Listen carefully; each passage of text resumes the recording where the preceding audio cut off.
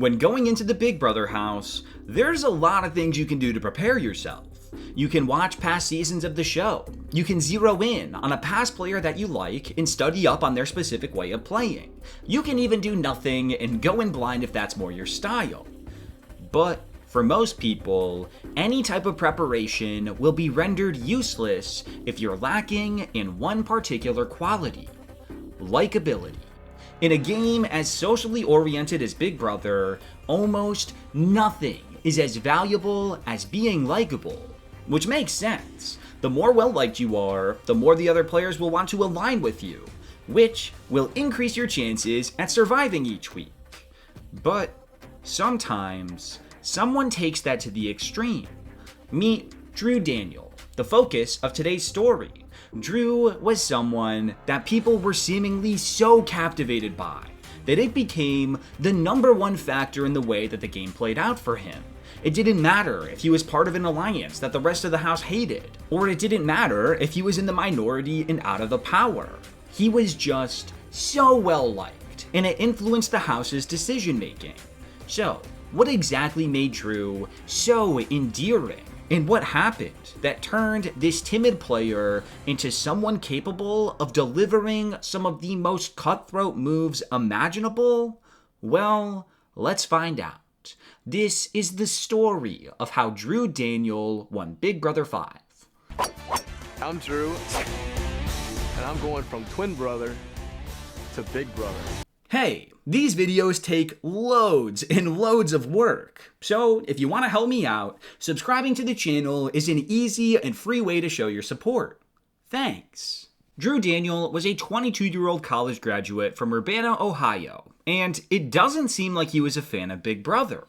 Rather, he and his twin brother Ben were a part of a talent agency for modeling in New York, and a representative at CBS saw their headshots and became interested in interviewing both of the twins. Drew and Ben flew out to LA to begin the casting process for the 5th season of Big Brother, and a few weeks later, Drew was selected to be a part of the cast. At some point, Drew watched, at the very least, Big Brother 3 on DVD, so he had some idea of the game before going in, but all things considered, he wasn't that prepared. While getting himself ready before the summer began, Drew was leaving behind two important people in his life. Ben, who was the closest person to him, and his girlfriend Vanessa, who was obviously someone he liked, but their relationship didn't seem to be all that serious, and it wasn't something that he was gonna let anchor him down if it got in the way of winning the game. Drew was hoping to rely on his ability to get along with pretty much anyone in order to gain some allies that would do the strategic heavy lifting and help him navigate throughout the season. So let's jump into night one and see if Drew's strategy would work out for him. Can I get involved with the girls? Because women are the devils. See you later. On night one, Drew entered the Big Brother house alongside 12 other strangers, and everyone sat together in the living room to introduce themselves. Almost immediately, Drew was drawn to the girl sitting to his right, Diane, especially once she mentioned that she too had an identical twin. Even though it had only been a few days since he had last seen Ben, Drew was already struggling being apart from him. So finding someone else in the house who might be experiencing those same feelings of detachment could turn out to be a huge comfort in this pressure cooker of a house. My name is Drew. I just graduated from Miami, Ohio. Hi, I'm Diane. I have a twin sister. I got a twin brother. Shut the hell up. I swear to God. When she said that she had a twin sister, it was so weird that we were sitting right next to each other. After introductions, the players went out to the backyard to compete in their very first food competition, and everyone performed really well.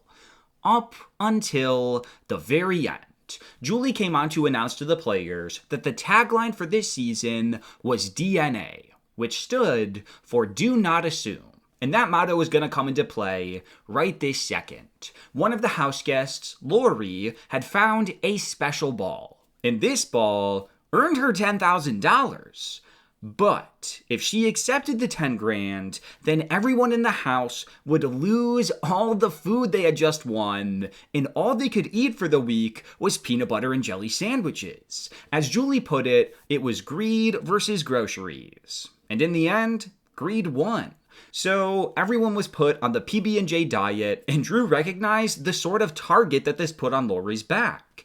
little Concord grape Let's jelly. just practice eating it now. She took $10,000. We're not benefiting. We're eating peanut butter and jelly sandwiches all week. I would definitely be nervous if I was Lori right now. Now, looking at some of the others in the house, Drew found himself getting along with a bunch of the guys. Jace, the firefighter, Scott, the big guy, and Michael, the cowboy, were three dudes that Drew just hit it off with right away. And that feeling was reciprocated. They actually hit it off almost a little too quickly, as on just the second morning, they were already talking about forming a 4-person guys alliance. While this was good, Drew was feeling a little hesitant, like he didn't want to put all of his eggs in this basket right away without getting a good feel for everyone else first. However, he knew that it would be bad gameplay to air out those concerns to the guys. So, whether he liked it or not, Drew was now a part of a 4-person alliance called the Four Horsemen, with Jace, Scott, and Michael, who had the nickname Cowboy, so you'll probably just hear me call him Cowboy for the rest of the video. I like this group right here. Yeah. This is cool. Hey, I'm down right here. Knights of the Round Table right here. I feel like this morning I might have jumped into something too quickly. But if there was anybody that I feel like I can trust right now, it'd be those guys. Almost immediately, the guys started discussing how one girl, Jennifer, who went by the name Nokomis, would make for a pretty easy first boot, and she was quite the oddball, and she wasn't naturally fitting into the flow of the house. Again, this was all happening really fast. There wasn't even an HOH yet. But all things considered, Drew was finding himself to be in a pretty comfortable position. People liked him, and the names being brought up as potential targets weren't his own. All of that could change, though, depending on who exactly came into power. The players went out into the backyard to compete in the first HOH competition, and even though Drew did really bad in the competition, he got a great outcome once Jace won it. It's not often that you find yourself already aligned with the first HOH before they come into power, but hey, I guess that speedy aligning was working out for Drew. Since the guys had already talked about Nokomis as a potential first boot, it seemed like that would be the easy option now that Jace was in power. But then, Cowboy dropped a nuclear bomb on Drew, Jace, and Scott.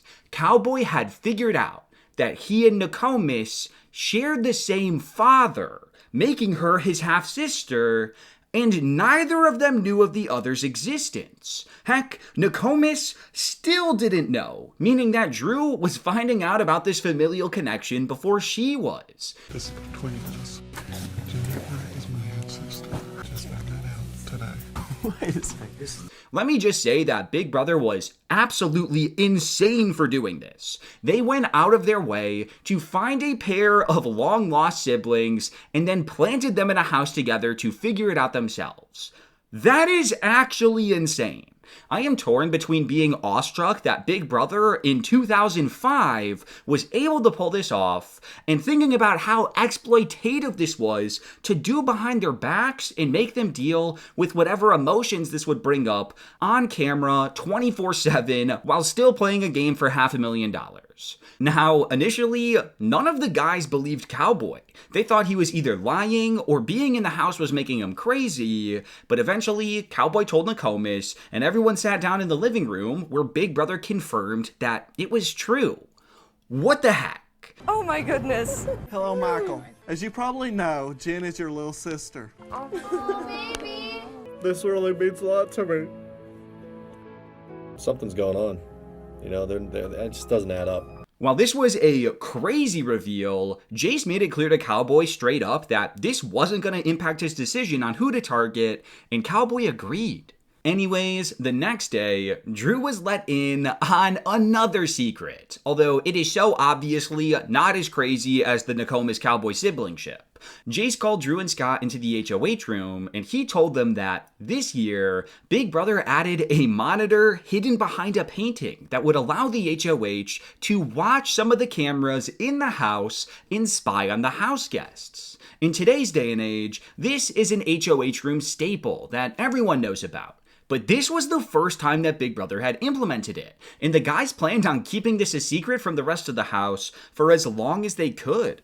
Jace could have hid this info from Drew too, but the fact that he didn't showed that Jace actually meant it when he said he trusted Drew and the crew, and that is very clearly a benefit for Drew's game.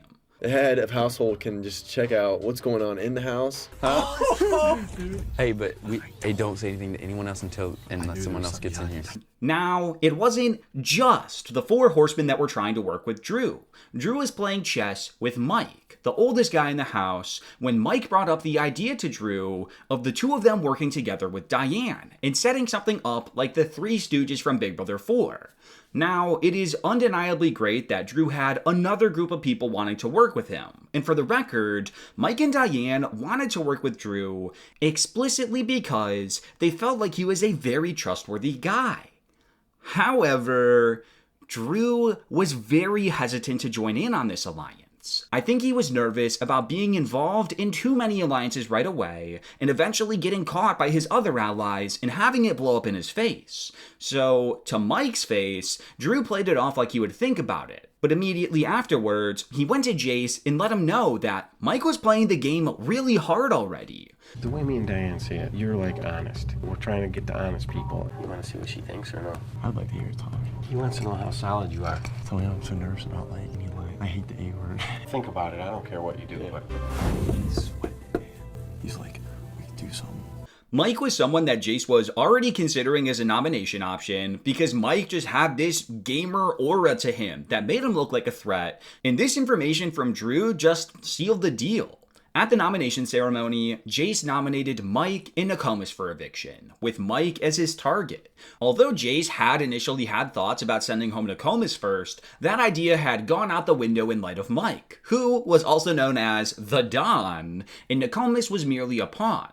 It's almost like if you talk to Mike, you're screwed. You feel like you can't even talk to him because then you're labeled as maybe the next, victim. Now, the Don still had a chance to save himself if he won the veto, but the players soon learned that the veto competition was gonna work a little bit differently this year. Since the veto had been introduced back in Big Brother 3, all the house guests got to compete for it each week. However, Big Brother was switching things up, and now only 6 people would get to play for the veto.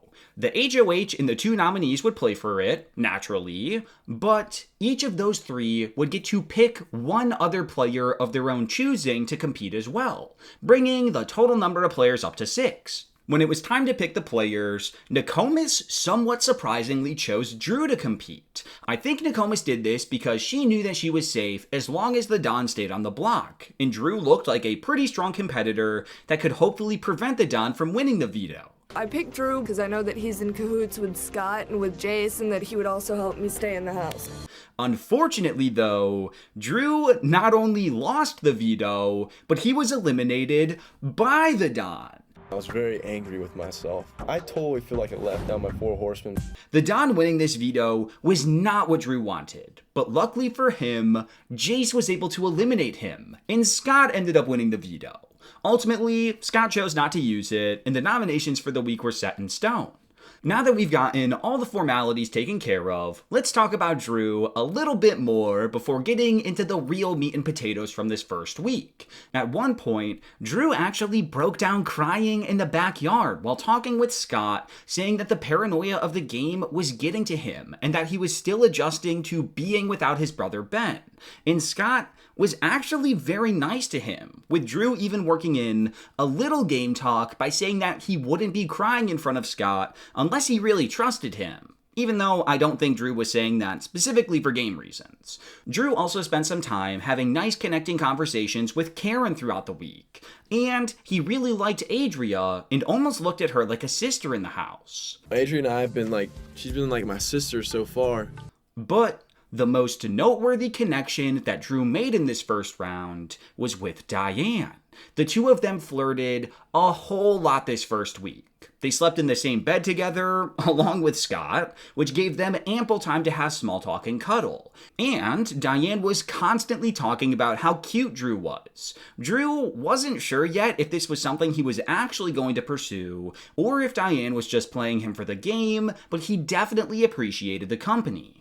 Drew is like sent from heaven. I've never seen such a beautiful man. All the girls love him. He's set in his house. There could be some sparks flying there, but kind of wait and see what happens. We'll take him as far as we can and we'll dump him off last. Now that we've taken a peek at some of Drew's initial interactions, let's take a look at the house as a whole. I would say that, for the most part, it takes a couple of weeks in the house before sides really start to form and solidify. But the Big Brother 5 house was different. These players were fast-paced as heck, and before you knew it, a battle of the sexes started brewing. On one side, you had the guys. I've already explained this to you, but just in case you need a refresher, the core of the guy side was the 4 horsemen: Jace, Scott, Cowboy, and Drew. Somewhat attached to the 4 horsemen was this guy Marvin. You see, before the season began, at some point during the final rounds of the casting process, Drew, Scott, Michael, Jace, and Marvin were all in a van or a bus together and went down to Santa Monica or something like that. So they all had this brief connection before the game had started. Marvin was the odd man out here, even if he didn't know it, but he was gravitating towards working with the guys, especially because many of the women had a problem with him. Speaking of the women, there was this one girl, Holly, and even though she was a girl, she was also somewhat associated with the guy side. And that's because her and Jace were becoming a showmance. Holly is such an interesting person, and I feel like the best way to describe her is to just show you a clip of her. Little bird, do you want your little food? I want it now. Now! I'm just like the happy girl. Most guys think that she's just a dumb blonde. I think the bitch is like an MIT graduate. Okay, so that there is the guy side of things. The leader, or leaders, were definitely Jace and Scott. The two of them just emanated power and control in this first week. They had placed first and second in both the HOH and the veto comp. They were dictating the direction of the game, and they were the alphas. As much as they were trying to hide that they were working together, they did a pretty bad job at it. And everyone, particularly the girls, knew that they were the big scary twosome of the game. Diane and Adria seemed to be at the head of things, with them setting up the foundation of pulling the girls in on a plan to nominate Jason Scott as soon as one of them came into power. And they went to work on rallying Nokomis in on the plan, as well as Lori and Karen.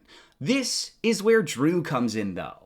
While it was somewhat common knowledge that Drew was friends with Jason Scott, he was not viewed as being on the same level as that twosome. While Jason Scott were powerful, Drew was looked at like a puppy dog. Nice to look at, but ultimately harmless, and in the woman's eyes, not a strong player. So the girls' plan, or at least Diane's plan, was to pick off all of the guys one by one, except for Will, who was a gay guy that considered himself to be one of the girls, and Drew. This here is yet another example of people wanting to align themselves with Drew simply because of his air of honesty that he had surrounding him. However, the way that Drew found out about all of this Girls Alliance stuff was a bit messy. You see, Diane was telling Will about her plan to target Jason Scott, but she went about it in a way where she accidentally insinuated that the Girls Alliance was already an established thing that Will and Drew would just be added into as the obvious bottom members of the totem pole. So Will took Drew to the side and let him know what was going on with the girls. And this made Drew nervous. Will brought me in and took me to the head of household room. Well, Diane, she let her guard down and she goes, we'll take you and Drew as far as we can. She'll take us as far as we can, but we'll eventually become expendable to her. Right. Do you see what I'm saying? Mm-hmm. Not only was he more worried about Diane potentially playing him now, but it made him realize just how important it was for him to have the 4 horsemen. So he ratted this information out to Jace, and the horsemen actually briefly considered using the veto on the Don and putting Adria up in his place. But obviously, they didn't end up going through with that. The more this starts to play out, the more I'm realizing the importance of like horsemen. The more I think, the more I'm scared of Diane, man. Like, she's a gamer. Okay. So I know that was a whole lot, but long story short, on one side, you had the 4 horsemen with Marvin and Holly as little side pieces, and on the other side, you had the girls and Will, who wanted to target everyone on the guy side other than Drew. When looking at Drew in particular, literally everyone liked him in the house. The guys liked hanging out with him. Diane and Will constantly talked about how hot they thought he was. Nokomis, Lori, and Karen all thought he was super likable and a nice person. And even the Don spent time teaching Drew about strategy in the game, and he warned Drew that he needed to watch out for the likes of Jason Scott, because they were going to run this thing unless something was done about them soon. What advice do you have for me? If you want to win, they gotta go, you know what I mean? I would love to, have Mike around so I could pick some more of his knowledge out of his brain. I'll see you tomorrow and Thanks for the advice. Alright, as for the plan for the week, things never really deviated from the original direction. The Don was just too knowledgeable of how Big Brother worked, and since he didn't have that great of a connection with any sort of majority, he was marked to go. When eviction night came, Drew voted to evict him, and by a unanimous vote of 10-0, the Don was the first player evicted from the Big Brother house. Mike, he's challenged me in a way to challenge myself. By a unanimous vote, Mike, you are evicted from the Big Brother house. I'm really going to be sad to see you go. I don't know if I told you directly, but you were kind of like the father figure for me while you were here in the house. It's definitely weird having only 12 in the house now. Just made everything that much more realistic. Going into this second HOH competition, Drew was hoping that he or one of the horsemen could win this HOH. Unfortunately, that didn't happen. But a not too shabby result occurred once Marvin won the HOH. I'm pumped. This is exactly what we needed. I was just mad at myself for not making it further in the competition once again. Drew knew that Marvin was still peeved at Lori for taking that $10,000 on the first night, so he had a pretty good feeling that he'd be targeting her this week. As for the other nominee, it was looking like that would be Holly. Even though Holly was Jace's girlfriend and therefore a number on their side, Drew and the other horsemen did not trust her. They thought the ditzy act was a little too artificial and that she was just playing Jace, and they didn't want him to lose focus on the game. Even so, though, that didn't necessarily mean that they wanted her gone.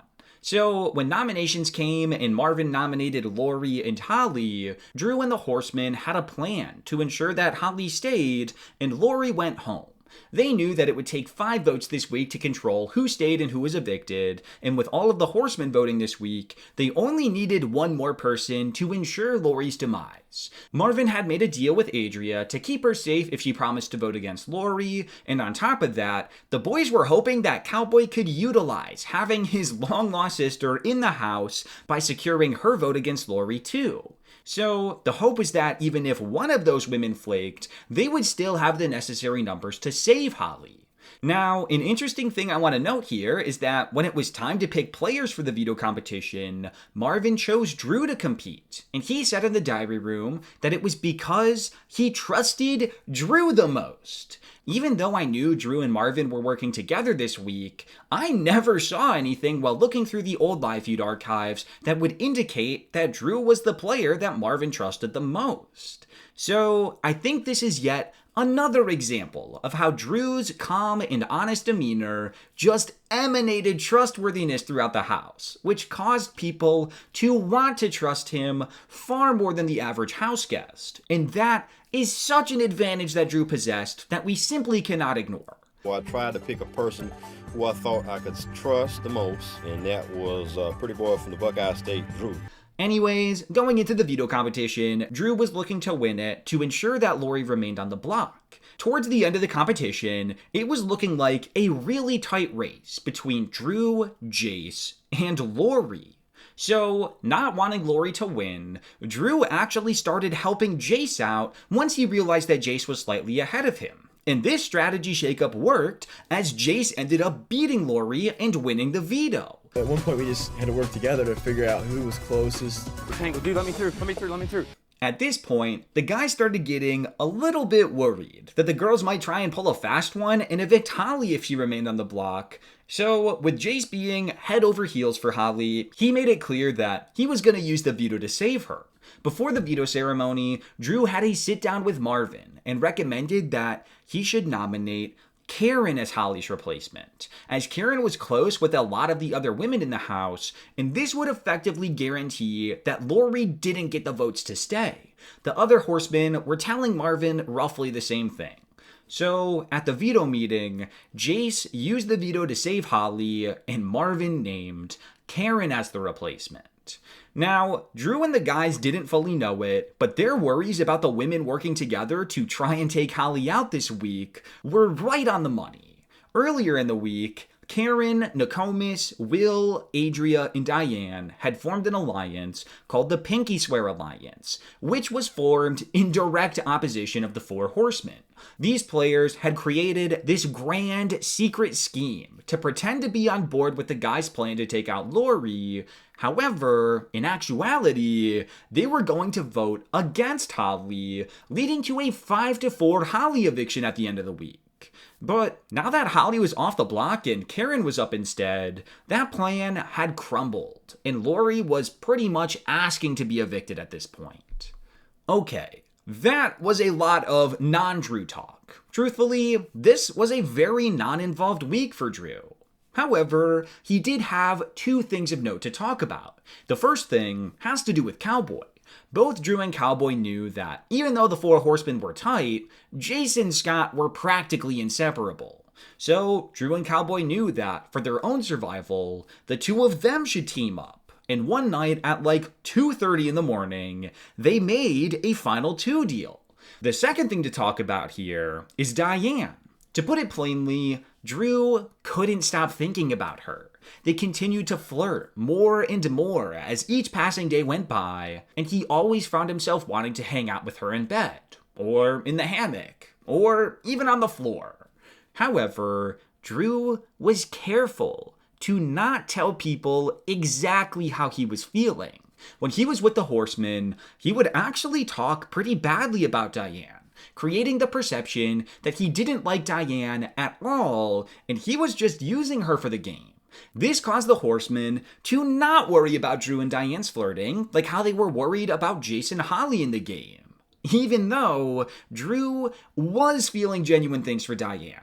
If you ask me, I think this relates back to Drew's thought process from the first week. I don't think he wanted the house to think he had all these alliances and connections, so he would set up these barriers or downplay his relationships in the hopes of keeping his targets small in the game.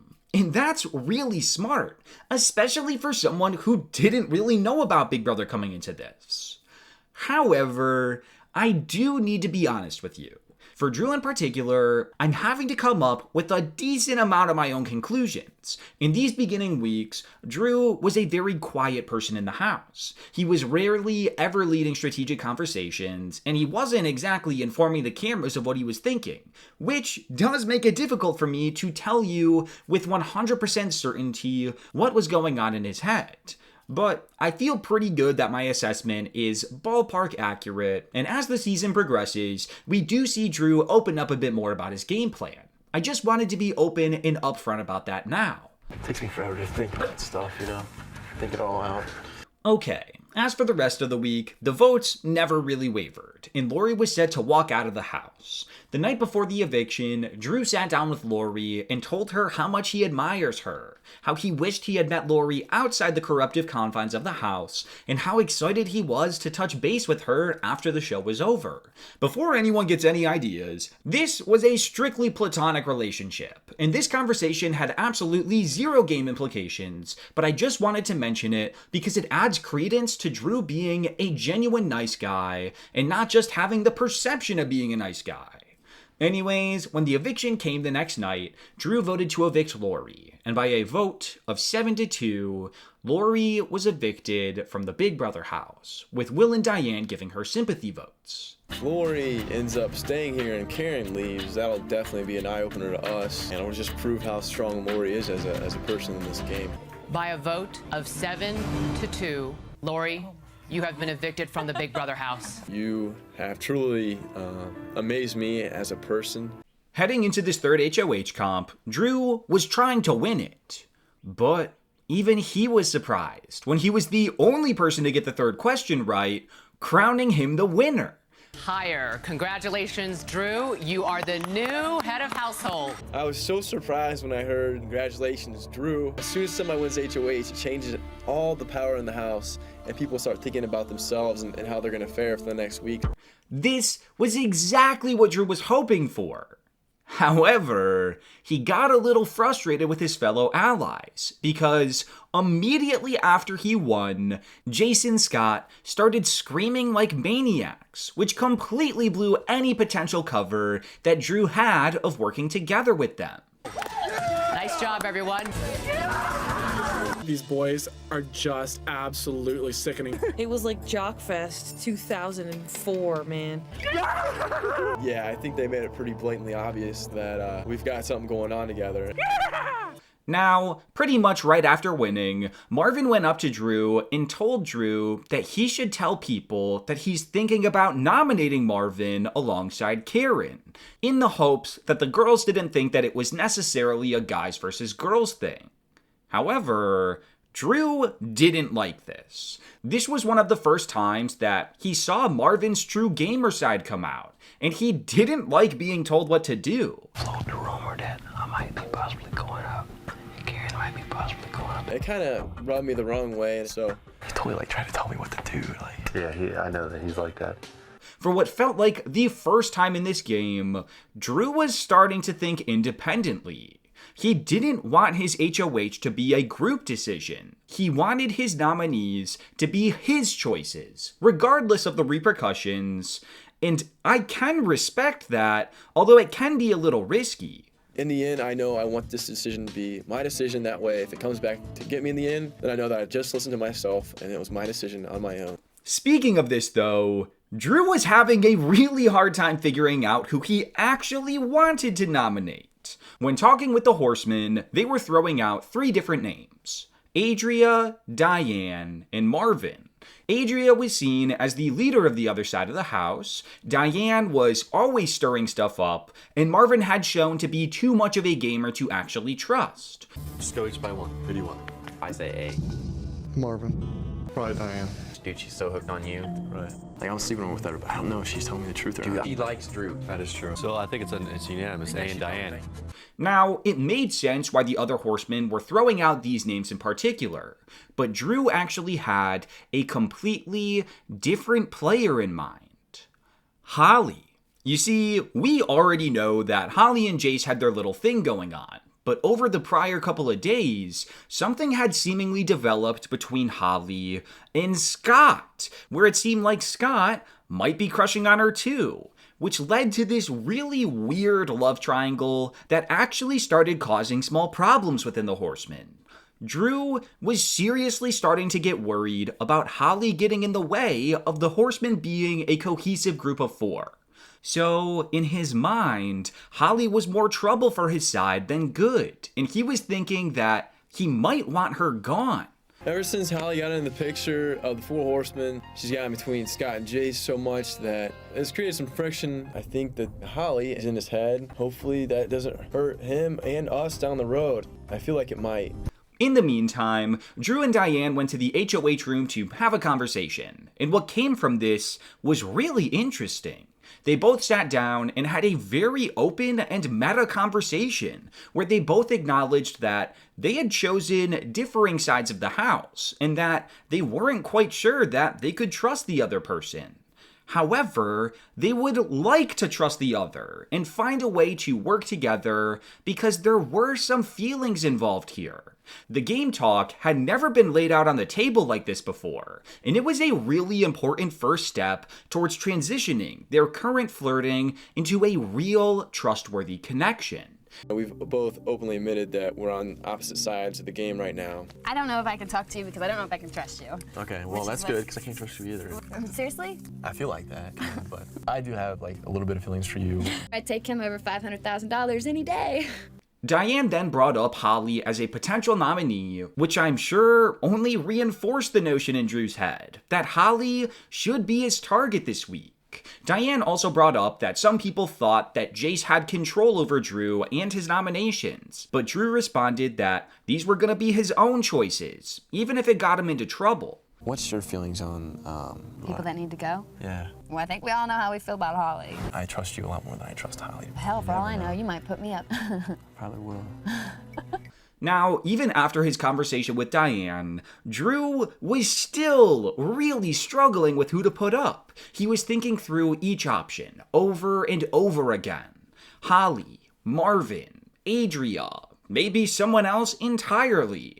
Drew was stressing himself out leading up to the nomination ceremony, but he was trying his best to think more steps ahead than anyone else in the house and to make the nominations that made most sense for that plan. The winner of almost any game is the person that thinks the most moves ahead.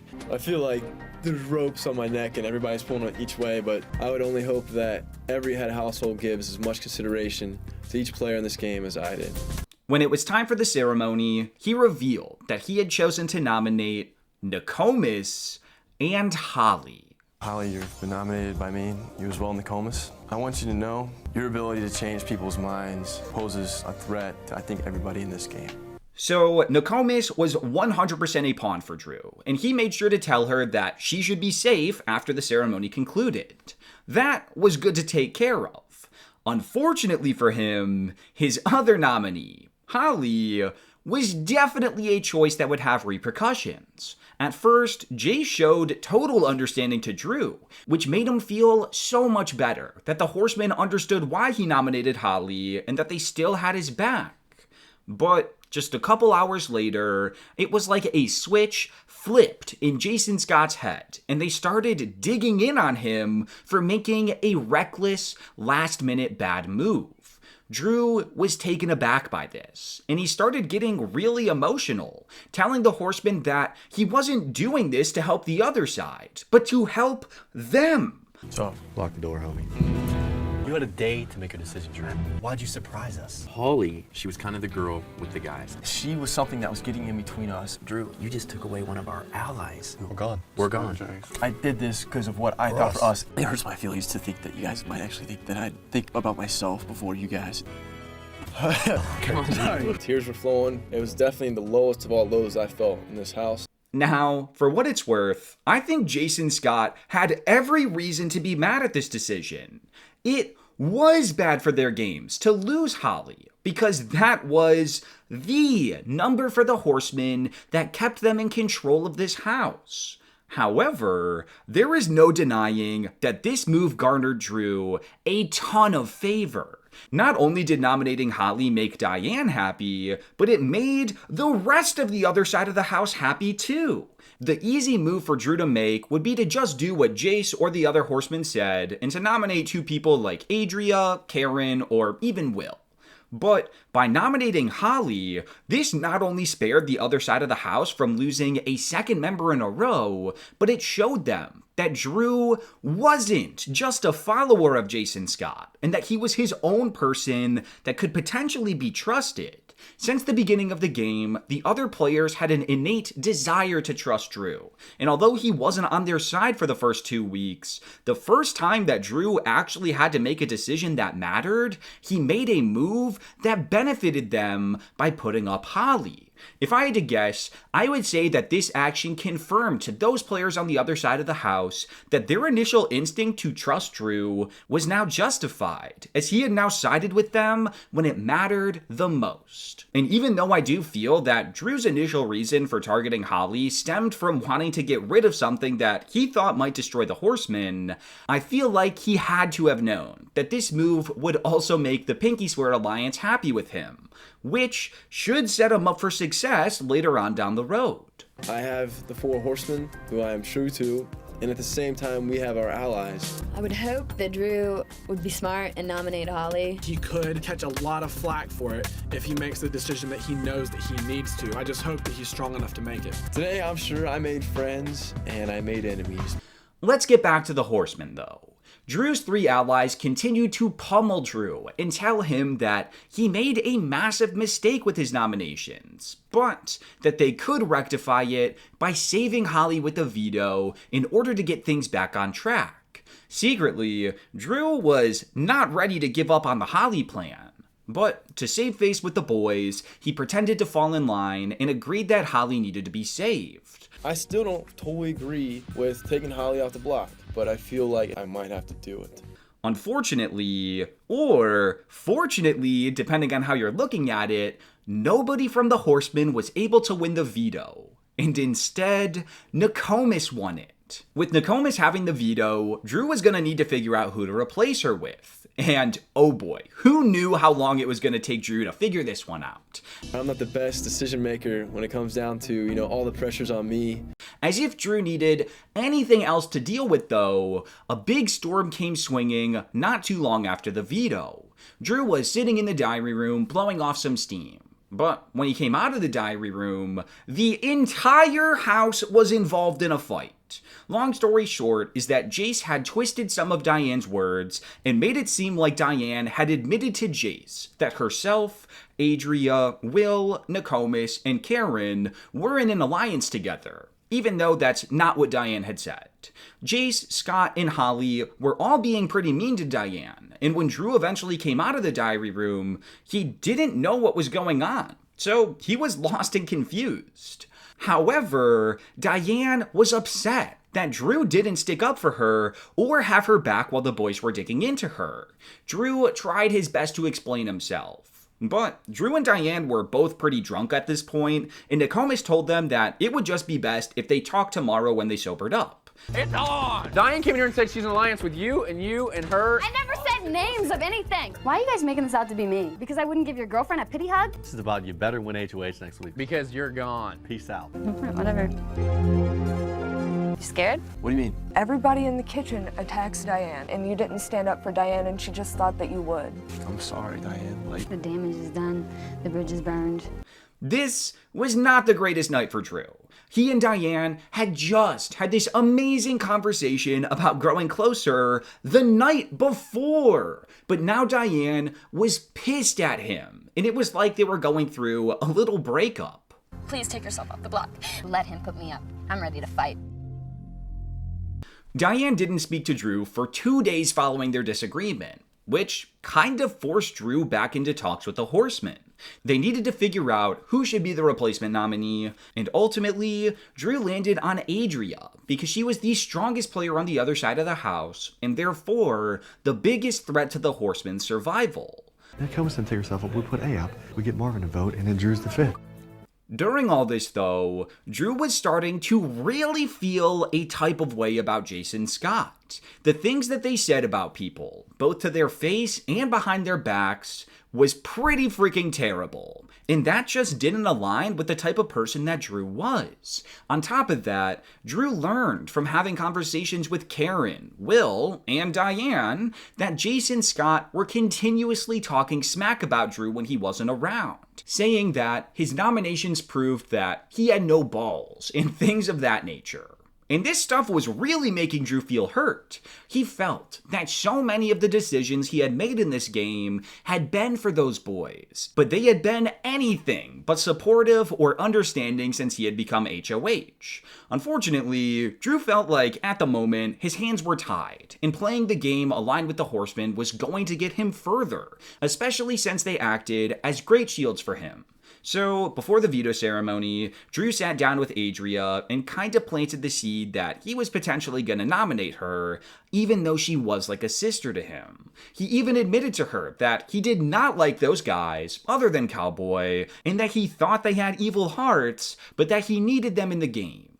So, when it was time for the veto ceremony, Nokomis took herself off the block, and Drew named Adria the replacement. It's got to the point where being nice to Drew is not going to work. Those guys pressuring me a lot. If they really had your side, then they would respect your decisions. I feel as though if I go with my heart, then I'm going to get screwed over. Outside of this house, I hate these guys. I think some of the guys have an evil heart. It just puts a lot of thoughts in my head. Right now, I choose to nominate Adria. I wouldn't be surprised if I have to break the tie. I gotta put some of my conscience behind me and step up. Now, with the way things stood, this vote was looking really tight. After Drew made his initial nominations, the four horsemen formed a new alliance with Marvin called the Santa Monica Van Boys, in reference to how the five of them met before the season began. We're the Fab Five, dude. We're Santa Monica Van crew. Once we get ourselves down to the five, we shake hands, say good luck, gentlemen. Santa Monica Van Boys. The Horsemen made this alliance in order to ensure Marvin's loyalty for this vote, and this put the numbers at a dead even split. Jace, Scott, Cowboy, and Marvin were going to vote out Adria, while Diane, Karen, Will, and Nokomis were going to vote out Holly. which would leave Drew as the tie-breaking vote. And who would have guessed it? He was struggling with his decision. On a personal level, he absolutely wanted to keep Adria in the house. They shared the same faith, and she was much more fun to be around than Holly. But she was also the bigger physical threat, and it maybe made more game sense for him to keep Holly. Drew was battling with himself in his own head, but this is when the tide started to turn once more. While hanging out in the HOH room with Scott and Cowboy, they watched on the TV screen as Jace and Holly kissed. And even though they were cheering and jeering, I think it hit all three of them in this moment that the bond that Jace and Holly had was way stronger than they had realized. Jace was spending all of his time with Holly, and barely any with the Horsemen, and the guys felt like the strongest alliance in the game, but rather, those two in the kitchen. Oh! Dude, he's in love. Oh, yeah, dude. Jace is completely blinded by Holly. This led to Drew and Marvin having a conversation where they both agreed that they thought Holly should leave this week. And this led to an even bigger conversation between all 5 of the Santa Monica Van Boys, where Drew finally stood up to Jace and said what he needed to say. What's the strongest alliance in this house, dude? It's between 2 people, and it's you and her. This game takes some... I had some do this decision. You looked at me like I stuck a dagger in your heart, man. I don't doubt my because you talked about me behind my back and said I don't have any. With that, the tide had shifted. And not only had Drew decided in his heart that he was evicting Holly this week, but the rest of the Horsemen other than Jace were in agreement. She held too much power over Jace, and it was making them as an alliance weaker. As for the rest of the week, Drew and Diane spoke again and talked through their disagreement from a few nights prior. This conversation went pretty well, and the two of them were back on to playing their flirting game with one another, and they even shared a kiss for the first time. In the meantime, Drew also started planting some seeds with Cowboy, reiterating that Jace and Scott were quite rude and not great people, but because of that, it put himself and Cowboy in a pretty great spot, because if the other side ever won power, they would assuredly target Jace and Scott before the two of them. Okay, that was a very long week, so I think it's time that we get to the eviction. Out of everyone in the house, only Jace voted to keep Holly. So, by a vote of 7-1, Holly was evicted from the Big Brother house. I vote to evict Holly. Holly. Holly. Holly. Holly. Holly. Holly. Adria. By a vote of 7-1, Holly, you are evicted from the Big Brother house. It was a little strange, but I don't think there's as many people so sorry to see her leave. Even though this was a rough week for Drew, and he had to make a lot of tough decisions with a lot of repercussions, the fact of the matter is that Drew was in good with literally every single person in the house. He obviously was aligned with the Horseman guys, plus Marvin, and within that, he had a final 2 deal with Cowboy. He had his romantic thing going on with Diane that also had some real game potential. Even after putting Adria on the block, he and her still had a great connection. Will and Karen, although not his main priorities, were also 2 people that Drew got along with extremely well. And those 2 were hoping that they could pull Drew away from the Horsemen and over to their side. And lastly, there was Nokomis, who it seemed like Drew was the least close with at this moment in time, but even then, Nokomis just really liked him, and if she came into power, she admitted that she would nominate the other 3 horsemen before Drew. Even Cowboy, her long-lost brother. This week, Drew earned a lot of respect from the other side of the house by not just playing Jace's game and making his own decisions. And going into week 4, I truthfully feel as though nobody was in a better position than Drew. You said that this has been the most difficult week of your life. Yeah. Would you ever want to be HOH again? I definitely pity the next HOH a little bit. Heading into the week 4 HOH, Drew had to sit out as the previous one in power, and he was pulling for 2 main people in particular to win. Cowboy and secretly Diane. This competition was an endurance comp, and it lasted for a long time. Hours and hours went by, with a few people dropping out every now and then, and after 5 hours, it came down to Jace and Diane. Rather than the two of them having a quick ending, they both held on for another 4 hours. But in the end, Jace lost, and Diane became the new HOH. Here it was. After 3 long rounds, the tide had shifted, and the power now resided with the players opposing the Four Horsemen. If you're a guy not sleeping in Diane's bed, you're kind of worried right now. And luckily, I'm the guy sleeping in her bed. Diane's goal was to get Jace out this week, and because she feared that Scott would win the veto and use it on Jace, Diane decided to nominate the two of them straight up. Obviously, Jace and Scott nominated you two. It's not like it's a big surprise because I'm sure that both of you knew it was coming. Obviously, Drew was happy to be safe, and he would be lying if he said he didn't see these nominations coming, but he still didn't want either of them to be evicted. Those two guys were good for him in the game, and he would much rather see someone like Marvin get evicted instead. So, Drew attempted to utilize his connection with Diane, and he pushed for Marvin to be the replacement nominee if the veto ended up being used. And I would say he did a pretty good job at this. I've got a good relationship with Diane. If one of the Four Horsemen won the veto, I can possibly persuade Diane to put up Marvin. Looking at the other dudes, it's like there's Cowboy, look at Marvin. I would think between those two guys that Marvin's a stronger player. Well, obviously. We'll see how much game I have this week, I guess. When it was time to pick players for the veto competition, Scott picked Drew to compete, and Jace chose Cowboy, giving the Horsemen a huge numbers advantage going into this challenge. And that advantage paid off as Jace ended up winning the veto. Try to take me out, girl. Born again, baby! I ain't leaving. This is my house! Ah! Oh, how does he get so damn lucky? This was a big disruptor in Diane's big plan to take Jace out, but for Drew, it was just the crack in the door to hopefully keep all of the Horsemen alive this week. It certainly helped Drew's case that Marvin made an unbelievable amount of crass comments, and people recognized that he was a gamer. So, at the veto ceremony, Drew got his wish once Jace took himself off the block and Diane named Marvin as the replacement. Marvin, please have a seat. With the way the votes worked out this week, it would take 4 votes to save Scott. Drew, Cowboy, and Jace were 3 locked-in votes right there. So all they needed was 1 more, and they actually felt kinda confident that they could swing that last necessary vote. Scott and Adria had an okay relationship, and Scott had told her that he was the reason that she survived the vote last week, because I guess he could have fought harder to keep Holly or something. So, in Scott's mind, Adria owed him her vote this week. Also, some of the guys felt like Karen was actually on their side because she wanted Marvin gone as well. So, it didn't even matter if one of Adria or Karen didn't actually side with them, because they were pretty sure that one of them would. And that would mean that Marvin would be evicted over Scott. We're gonna need 1 more vote to make this happen, to get Marvin out of here.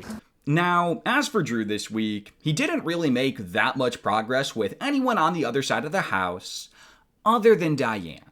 Things were heating up big time between them, and even though there was a brief bit of friction when Marvin brought up the fact that Drew still had a girlfriend back at home, Drew had told Diane that he was feeling ready to move on from that. The day after that conversation, Diane presented Drew with her first legitimate game proposition. The two of them had already cleared the air about being on opposing sides of the house. But what if they actually worked together? Between the two of them, they had pretty much all of the information in the house. And in the game of Big Brother, information is key. When Diane brought up this idea, Drew seemed more open to it than ever before, but he still needed time to fully think it over. Even so, Diane told Drew that she would never, ever put him up on the block, and Drew responded to this with this cheeky little line. That's interesting, because I could see you and me in the end. This wasn't an official final 2, but it was the most progress the two had ever made, and that could only ever be a positive for Drew's game. Anyways, when eviction night approached, Drew felt optimistic that the four horsemen were all going to make it through this round, Julie came onto the screen to read the vote, and by a vote of 4-3, Marvin was safe. And Scott was blindsided and evicted from the Big Brother house. You know, Marvin is very good at persuading people, and to get him out of here, that's good for me. I vote to evict Marvin. Marvin. Scott. Scott. By a vote of 4-3, Scott, you are evicted from the Big Brother house. To find out that Scott had to leave, it was a shocker, and Scott was like my brother. Not to get emotional, but dude, you've been one of the coolest guys that's ever been close to me in my life. I'll never forget you after all this is said and done. Drew was shocked and sad. Even though he didn't like Scott's character sometimes, he was still his friend, and there was a side to Scott that Drew really loved.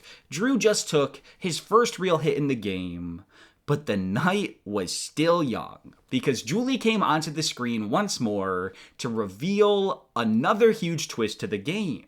Do you remember the theme of the season? Project DNA? Do not assume? Well, this double-meaning catchphrase was really about to live up to its name, because Julie revealed that since the very beginning of the season, one of the players had been secretly switching in and out of the house with their identical twin, and their goal was to make it past 4 evictions. Since they had completed their mission, the twin was now allowed to enter the game as their own player. Drew was stunned. The only people that he knew that had an identical twin were himself and Diane. Had Diane been playing him this entire time? Had he been kissing 2 different people under the covers for the past 2 weeks? Well, the answer is no, because the person that walked out of the diary room door did not look like Diane. It looked like Adria.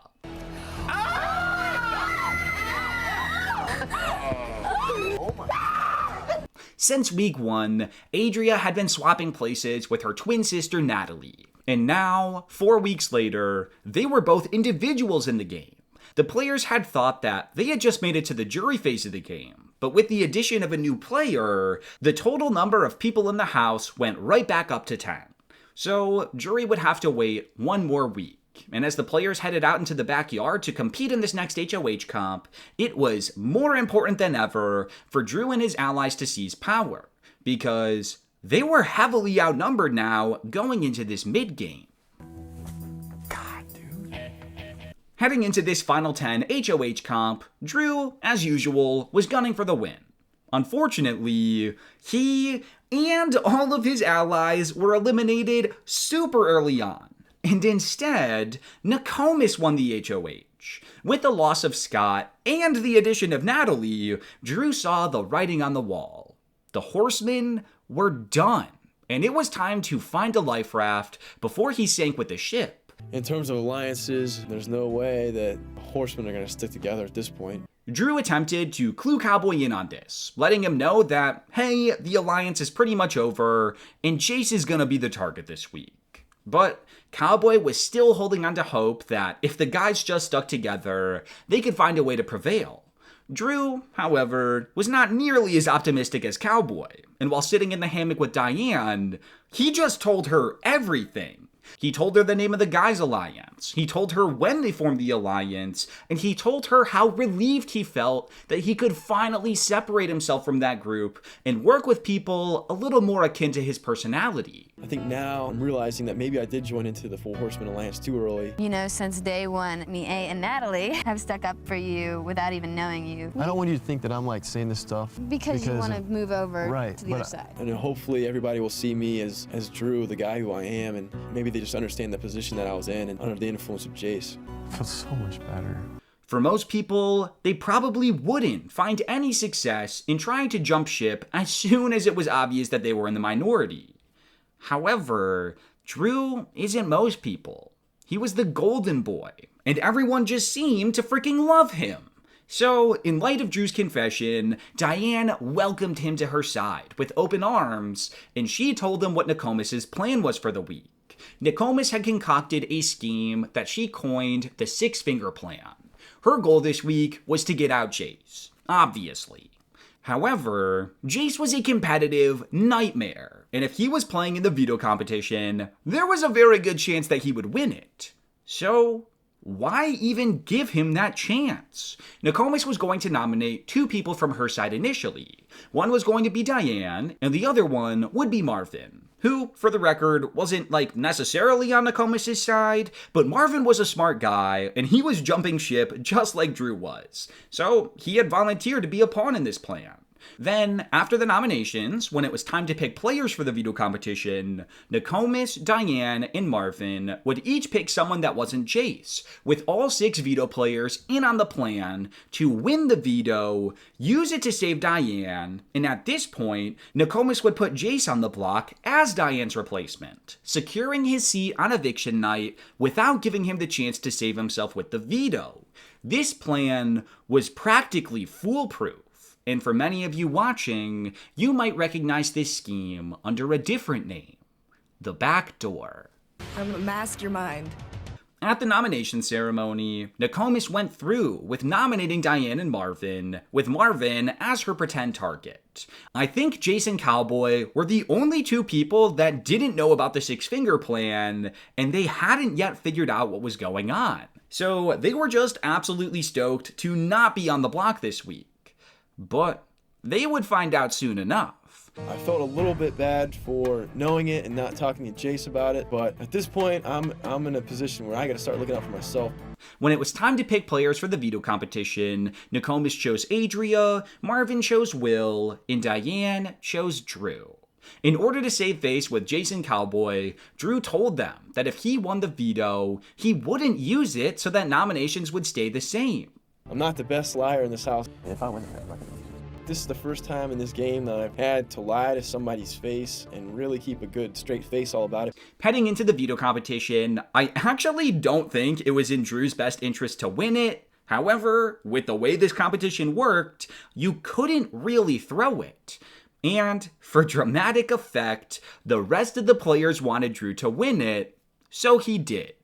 It was predetermined that Drew was gonna win.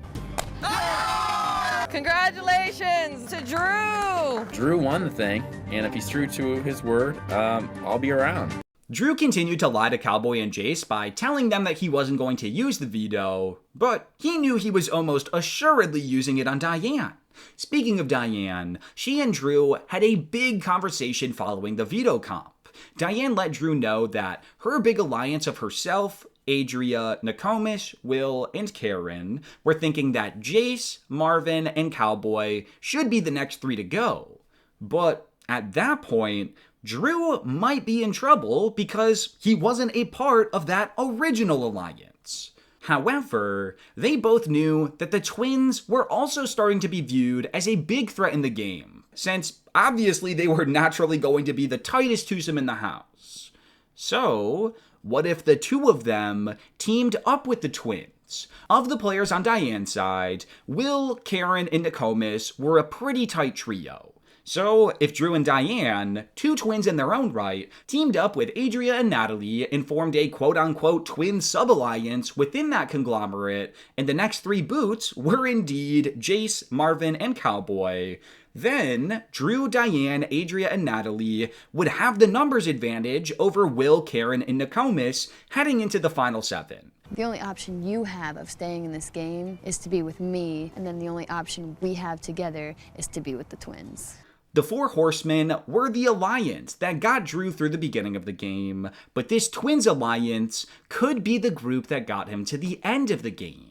Diane and Adria, and I guess Diane and Natalie, were super tight in the game already. So when Diane brought up the idea of a twin alliance to Natalie, she was immediately on board.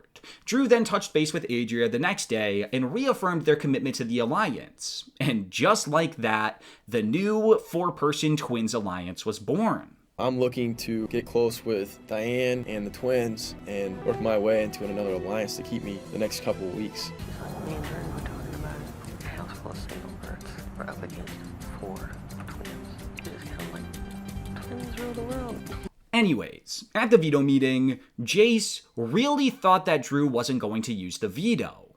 But he was about to be very disappointed because Drew did use the veto on Diane and Nokomis named Jace the replacement. Jace felt super betrayed by Drew here. But at the end of the day, if Drew didn't use the veto, he was going to piss off the entirety of Diane's side of the house. So this made the most sense for his game. I'd like to give it to lovely Diane. Oh, that's so nice. Miss Jace, I'm gonna go ahead and put you up on the block next to Marvin. Drew lied to my face. Sorry, Drew. Drew's with them now, so... Drew, I don't want to talk to you right now. I just feel really betrayed by you, brother. You let a girl get in the way of a bond that we hit. She's a bitch, Drew. You're just jealous because what you and Holly had is absolutely nothing. My personal opinion, I don't think that he would date you for 5 seconds outside of this house. It's my opinion. You're not human. The rest of us are. Hey, Diane. What? Can I talk to you? No, I don't want an apology either. I was going to say to kiss my ass.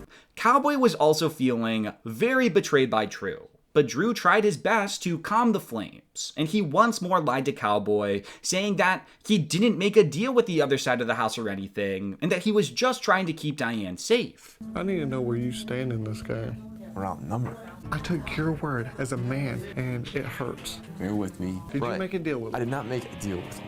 Okay, and I believe you. It's kind of interesting. When looking at this whole situation from afar, the entire downfall of the Horseman Alliance can specifically be traced back to Drew's actions. Had he not targeted Holly in week 3, then the Horsemen theoretically would have had the numbers to save Scott in week 4. And had Drew not used the veto on Diane, then Nokomis' 6-finger plan would have failed, and Jace wouldn't be walking out the door this week.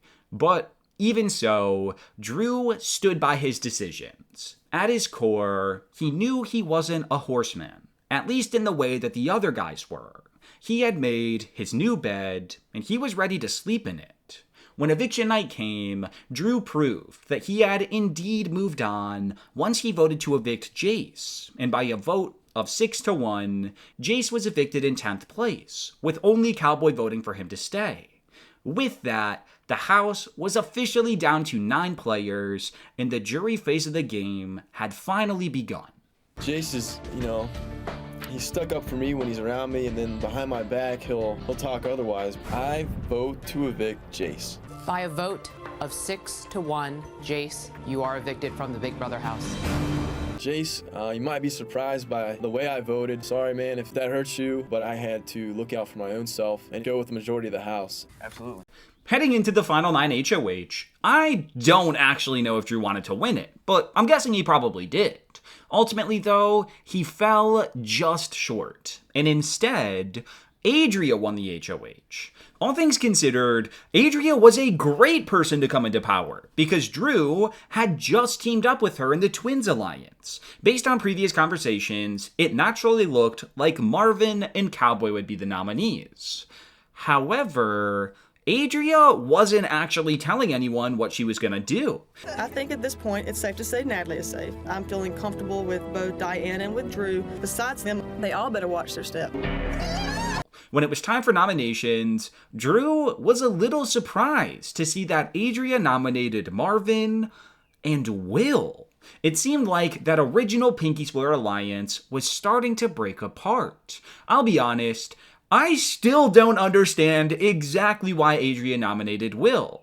It was something about her not wanting to put up Cowboy, as well as wanting a level-headed thinker, such as Will, to be the first person in the jury house. Ultimately, though, the reasonings didn't matter. What mattered is that Adria nominating Will was potentially the single best thing that could happen for Drew in the game. Adria and Natalie just drew a line in the sand with the Will, Karen, and Nokomis trio, and that trio was out for blood now.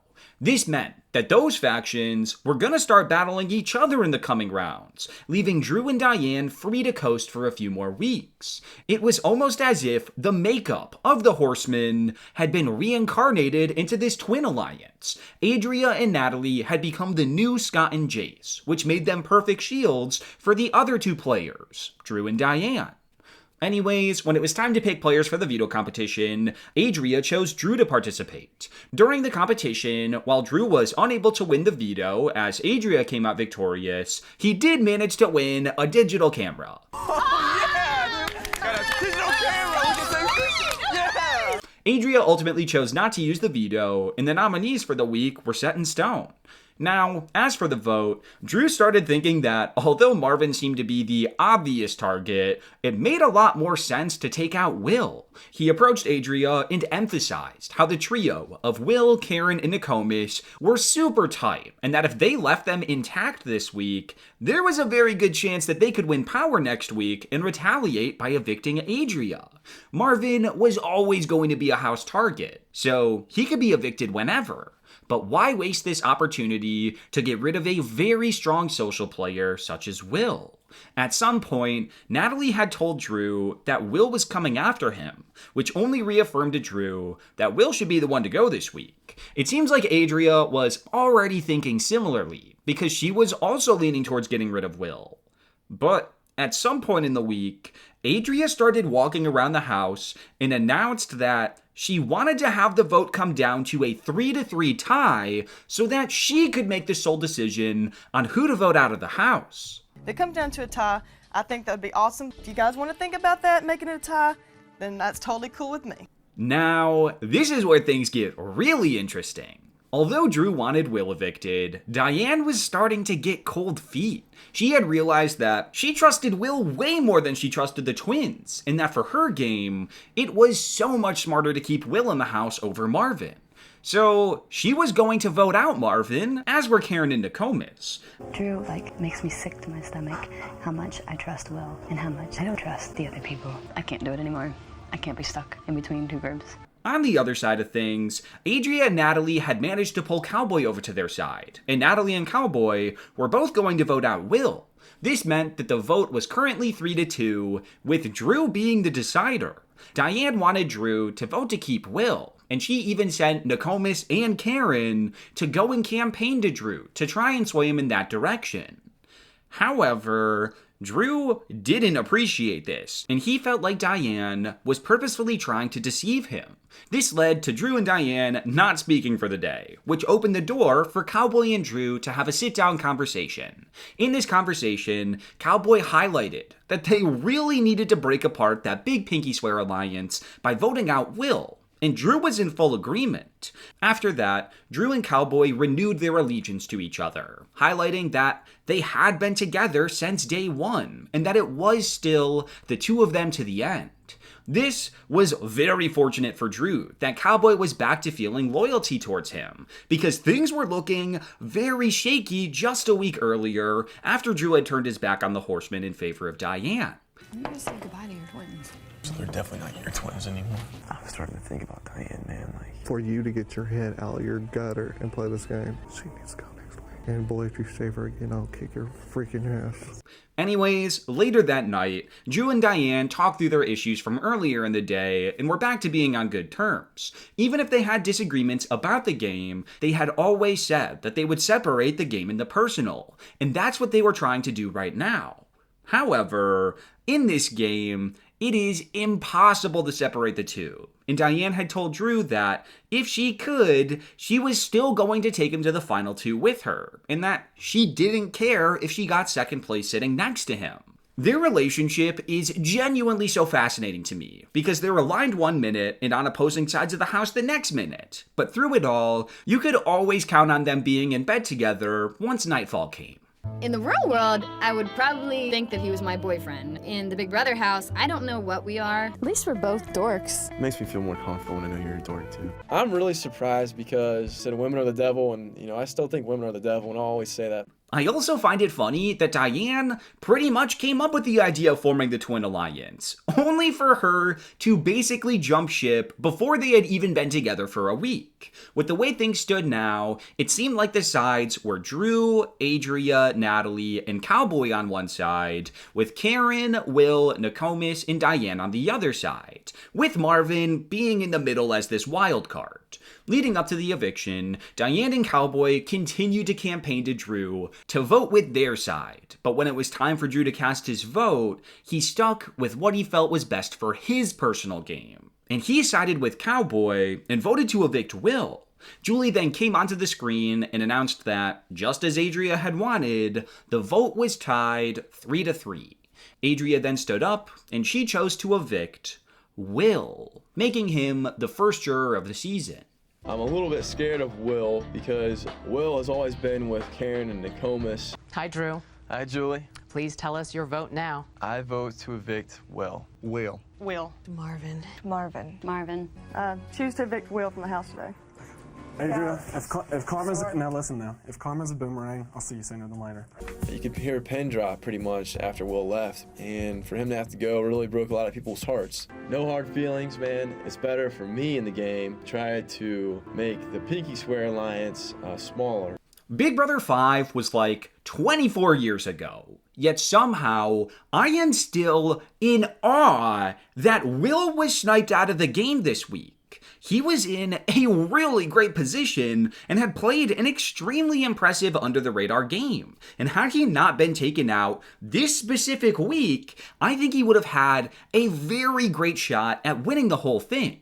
Clearly, though, this means that Will being evicted was certainly the correct move for Drew to make. Diane was disappointed in Drew for sticking with the twins, but she knew that they had both made decisions for what was best for their individual games, so she couldn't be that mad at him. I knew that it was crucial for me to not make any big mistakes to get in the doghouse. I just made a decision that I thought was best for me at the time. I want to be upset, but I can't because he's his own person. I don't know what your plan or what your goal is, but... I mean, you can't look that far ahead. It's week by week. No. So... Going into the final 8 HOH, Drew was, as always, gunning for the win. But he was eliminated on the third question, and Nokomis won the HOH instead. Out of everyone in the house, Nokomis was definitely towards the bottom of people that Drew wanted to win this HOH. But even still, this wasn't a lethal outcome for him. Nokomis was going to seek revenge for Will's eviction, and the best way to do that would be to just nominate the twins. And that's exactly what she did, with Adria being her main target and Natalie being guilty by association. Following the nominations, Adria asked Drew if he would fight for her in the veto competition, and she asked for his word that he would use it if he won it. In the moment, Drew gave Adria his word, but secretly, he wasn't quite sure if that would be the best thing for his game. I think he really just wanted to avoid being in any spotlight this week so as to not risk getting put up on the block while he was in a vulnerable state, and he spoke to Cowboy about his worries. Drew, you're my best chance. If you play, you have such a great chance of winning that veto. You can give me your word, you'll use it? Yeah. Actually still evaluating what I really want to do. Now he's picking you, Adria's probably gonna pick me. Right. What do you think about that? My gut is with them. They've got our backs if we help them out. Like, I feel like tomorrow is a huge risk. I'm scared. At the veto picking, Adria did in fact choose Drew to participate, but luckily for Drew, he didn't need to worry about making a hard decision with the veto, because he lost and Adria won it instead. When Karen was revealing the times, I was thinking, wow, I just got my butt kicked. Now, even though he was happy to not have to make a decision, this still may have been his worst outcome for his own personal safety. With Adria safe now, Nokomis needed a replacement, and the only options that made sense were Cowboy and Drew. And don't forget, Cowboy was her brother. Out of bloodline respect, I can't put him up. Nokomis approached Drew and told him that he might have to be the replacement this week, but that he should still be safe. So Drew responded that, although he was scared to go on the block, he understood if she needed to do it. Obviously, I would really not want to be up on the block. I'm scared of all the possibilities that could happen if I was used as a pawn. So things weren't looking great for Drew. However, Diane really came to the rescue here. Diane, Nokomis, and Karen were in the HOH room, and Diane started giving Nokomis some really good arguments as to why putting Drew up was a risk, because Marvin might be tempted to split up Drew and Diane, and if Marvin, Cowboy, and Adria all voted to evict Drew, then he would be evicted, and both twins would survive the week. Karen then piped in by saying that if she had to lose someone this week due to their plan failing, she would rather it be Cowboy than Drew. Eventually, the women came to the conclusion that nominating Cowboy was the safer bet over nominating Drew if they wanted the best odds of getting Natalie out this week. Can we trust that Marvin would not vote out Drew for the simple fact of breaking me and Drew up? Do you think I should go Cowboy? I don't know. So, at the veto ceremony, Adria took herself off and Nokomis named Cowboy, her own brother, as the replacement nominee. Drew's relationship with Diane really paid dividends here. And even though Drew probably would have been safe anyways if he was nominated, it's always better to not be nominated in the first place. Now, even though Drew and Cowboy had a final 2 deal, Drew had done some thinking, and he had come to the conclusion that it was actually better for his game to keep Natalie and have both of the twins as a shield for him in the coming rounds. The twin alliance would be intact, and 4 at this point in the game is very big numbers. And that target is still going to be on them and not on myself. He talked with the twins, and they realized that in order to keep Natalie in the game, Drew would need to flip Diane's vote over to their side. Drew gave it an honest effort, giving all the positive points that he could think of to try and convince Diane to vote with him. But Diane wasn't budging. Obviously, the twins have gotten to you. I'm looking out for you. Drew, you gotta understand, I'm not scared to push forward with what I believe in, and I don't believe in the twins. So, just before the eviction, Drew had to tell Adria that he had to vote out Natalie tonight because he failed to convince Diane to side with them, and he was going to vote with the house. Honestly, I think this was a very fair way to let Adria know this, and it kept Drew in a good standing with her, even with him voting her twin out. When it was officially time to vote, Drew voted against Natalie, and by a vote of 4-1, Natalie was evicted from the Big Brother house. Hi, Drew. Hi, Julie. Please vote to evict now. All right, I vote to evict Natalie. Natalie. Natalie. Natalie. Michael, known as Cowboy. By a vote of 4-1, Natalie, you are evicted from the Big Brother house. You really felt like a sister that I never had. Before we jump right into the final 7, I feel like I should give a little update on Drew's position in the house, as well as what everyone else thought about Drew. At the top of Drew's list was Diane. Diane had told him a couple weeks earlier that she wanted to take him to the final 2, and just last week, Drew returned the sentiment by telling Diane that he was also going to take her to the finals. Then, following Diane, it's hard to tell who Drew considered to be his next closest ally. If I had to guess, I would naturally think Cowboy. However, Drew did just try to vote Cowboy out this week in favor of the twins, so I'm not actually quite sure how high on Drew's priority list Cowboy really was. Speaking of the twins, Adria was still in the game, and Drew still maintained a good relationship with her. Although, just like with the 4 horsemen, Drew knew that the twins alliance was sinking like the Titanic, so I don't think he was going to be putting all of his eggs in the Adria basket anymore. After Adria, there's Karen and Nokomis. Although Drew had been mostly on the opposite side of them throughout the entire game, he still maintained a somewhat positive rapport with them. And honestly, he was in an even better position with them than he originally thought. Karen, Nokomis, and Diane were a trio in the game. But they wanted to take Drew with them to the final 4, both due to his connection with Diane, as well as him being viewed as a much more reliable number compared to Adria, Cowboy, and Marvin. However, I don't think Karen or Nokomis had that much game respect for Drew at this point in time. Even though he did come into his own during his HOH in week 3, as well as when he stood up to Jace, that was a long time ago, and they were back to viewing Drew as a scared or timid player that was easily controlled by Diane. Maybe not the best way to be viewed in terms of getting their jury votes, but for the time being, it was keeping Drew safe because he was an attachment to the biggest group in the house.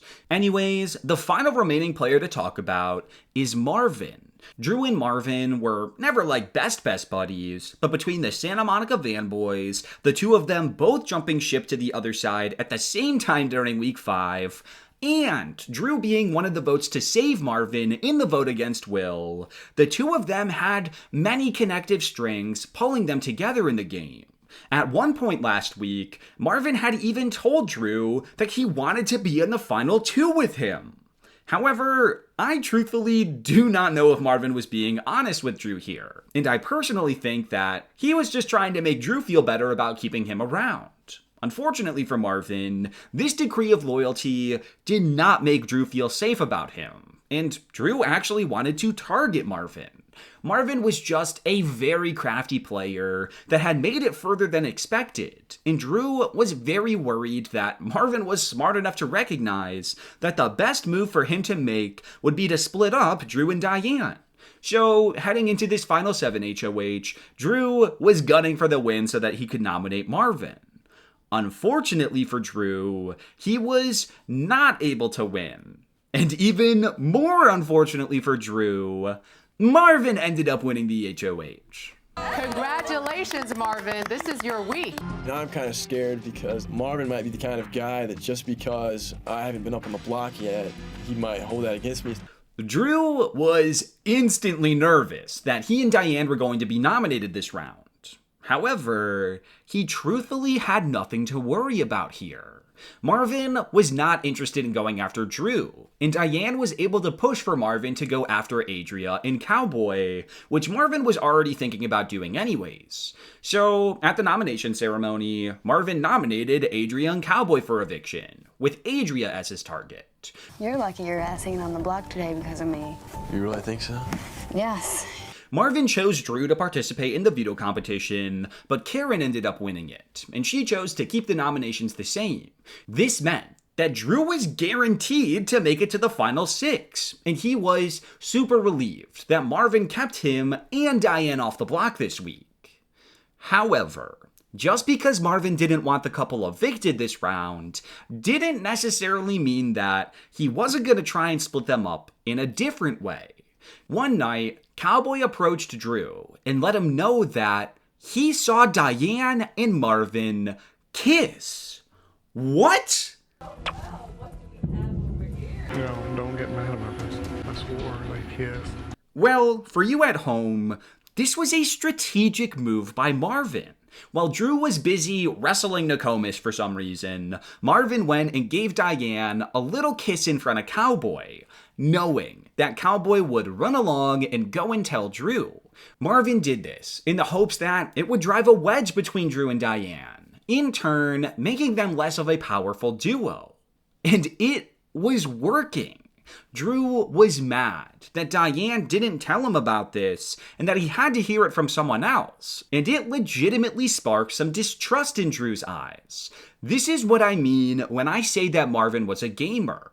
He had these crazy outside-of-the-box strategies, and he wasn't afraid to get down and dirty in order to enact them. I gotta find a way to break up on Drew and Diane. If I could just place a little innocent kiss on her, will make Drew jealous. I just kind of wanted to see if Diane would actually tell me. Diane never told me, and so I kind of called Diane out on all that. I've heard lately you've kissed him. He came at me like a couple weeks ago, but it was not a big deal to me. It was a couple days ago. Just admit it, okay? So you have no trust in me anymore. I have a right to be not as trusting of you. That's the way you feel?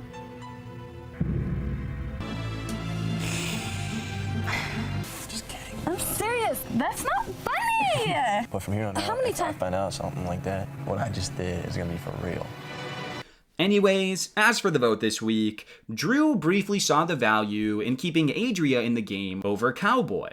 However, he quickly realized that this was not going to be a feasible option, and it didn't take long before he decided that keeping Cowboy was going to be his safest bet. So, when eviction night came, Drew voted to evict Adria, and by a vote of 4-0, Adria was evicted from the Big Brother house. With that, the playing field had been reduced to just 6 players. The end was in sight, and heading into this endgame, Drew was more determined than ever to come into power and start setting up his own path to the finals. For me to lose Cowboy, it makes me feel a little less sure about myself in this game in terms of numbers with people that would have my back. Hi, Drew. Hi, Julie. Please vote to evict now. I vote to evict Adria. Adria. Adria.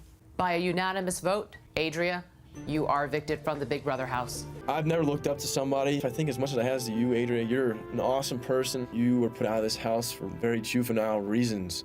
Going into the final 6 HOH, Drew, as always, was gunning for the win. And finally, for the first time since week 3, he was victorious, and he was crowned the final 6 head of household. Congratulations, Drew. You are the new head of household. This week I'm the HOH, and so I'm pumped about that. Drew was stoked to be in power once again. But before he could even think about what he was going to do, Julie came on the screen and told Drew that things were going to work a little bit differently this week. Rather than having a full 7-day reign, someone would be evicted within the next 48 hours, and Drew would have to make his nominations that night. This was the very first double eviction in Big Brother history, although clearly it's not the same as a modern day double eviction, because Drew at least had like a day as opposed to 40 minutes. This week on the HOH, I was really excited, and then I found out I have like 3 hours to nominate 2 people that are going to be mad at me. With very little time to prepare, Drew got down to business. His main target this week was going to be Marvin. He had been wanting to target Marvin for at least a week now, and he also did not like what Marvin said to Adria on her way out of the house. Don't forget, I'm on the jury, and so this week I learned a lot about who I do and don't want to vote for now. I mean, don't be mad at us because you deceived this ain't fair to start with. And now you're trying to throw Bible up in everybody's face. You got a whole lot of mouth. In order to get rid of Marvin, though, Drew was thinking about initially putting up Karen and Nokomis for eviction as 2 pawns. This was in the hopes that Marvin would think he was safe and therefore not try as hard in the veto competition. However, Karen came into the HOH room and very impressively was able to start pointing the fingers back towards Marvin and Diane, and even informed Drew that just last week, Marvin had made a joke about putting Drew on the block just so he could see what being nominated felt like, as Drew had yet to be nominated. Karen had mentioned that Diane heard about this joke too, and this set Drew off. He got mad that Diane once again wasn't telling him things that he felt he should know. And when he eventually sat down with Diane, he let her know how he felt, leading to Diane getting very upset. Need some things on the block. I told Nick and Diane in the kitchen. I thought Diane should have told me something. You should have told me that. Don't act like you don't know either. It was mentioned, but If I somebody mentioned that about you, I would tell you that. You have to understand, this game is crazy. Diane, sometimes I'm scared of you, okay? If you don't trust me, put me up on the block because... I'm not sure what I'm gonna do as of right now. I mean, I respect whatever you choose to do. Keep in mind, this was 15 minutes before the nomination ceremony was to begin, so Drew's mind was racing as he figured out what to do. Once it was time for Drew to unveil his choices, he revealed that he nominated Marvin and Diane. Marvin and Diane, you've been nominated by me. Diane, I felt as though that some of the people in this game that you feel like you can't trust, sometimes you can't trust them. I have no idea what's going on right now. Whoa, this was a shocker. Marvin was obvious, but Diane? Well, Drew, the madman that he is, was actually relying on this shock factor. After the nomination ceremony, Diane was feeling utterly betrayed by Drew, thinking that he really didn't trust her and that he might want her gone. But that's when Drew revealed his true intentions. You don't trust me. Basically, that's the only words that I heard. Yes or no? He had been worried for weeks now that his obvious relationship with Diane was going to inevitably get them nominated next to each other at some point. So he was hoping that by nominating her, the other house guests would question if Drew and Diane were actually that close in a game sense. Because if they were really that close, Drew would never nominate her. Right? Drew wanted Diane's reaction in front of everyone at the nomination ceremony to be real so that it was believable, which is why he didn't tell her his plan ahead of time. And I love this. This was like the original Dan's funeral betrayal aimed at Danielle in Big Brother 14. And I honestly didn't think Drew was capable of pulling this off. But clearly, he was. And it was working just as he had hoped. Although Marvin was seeing through it, Karen, Nokomis, and Cowboy genuinely thought that Drew had simply had enough of Diane and was ready to get her out of the game. So, mission accomplished. Once Drew let Diane in on his plan, Diane started playing her role perfectly, and the house was convinced that this really was the end of their relationship. Hopefully by doing this makes you and I not look as close, and I think that we need to stop sleeping in the same bed together for game purposes. If you're doing this for strategic purposes, tell me. I don't want to tell you the truth because I want you to be natural. because it's way better than acting. You put me up on the block with the knowledge you gave me right before, so I would go outside and cry. What did I do to deserve this? I trust you. I don't fully trust her. I never will. Hey, trust me. The next morning, it was time for the veto competition, and all Drew wished for was for Marvin not to win the veto. It was a close competition, and things got tight. But in the end, Diane won the veto. Diane used the veto to save herself, and Drew replaced her with Nokomis, knowing that it didn't matter who he put up because Marvin would go home no matter what. The eviction was to take place just an hour or two after the ceremony, and the plan never strayed off course. By a vote of 3-0, Marvin was evicted in 6th place, and Drew considered his short reign as HOH a complete success. Hello, Michael. Hi, Julie. Please cast your vote to evict. I vote to evict Marvin. To Marvin. Marvin. By a vote of 3-0, Marvin, you are evicted from the Big Brother house. Ain't no hard feelings. Yeah, it's business. Yeah. Going into the final 5 HOH, Drew had to sit out and watch, just hoping that Cowboy or Diane could win this competition.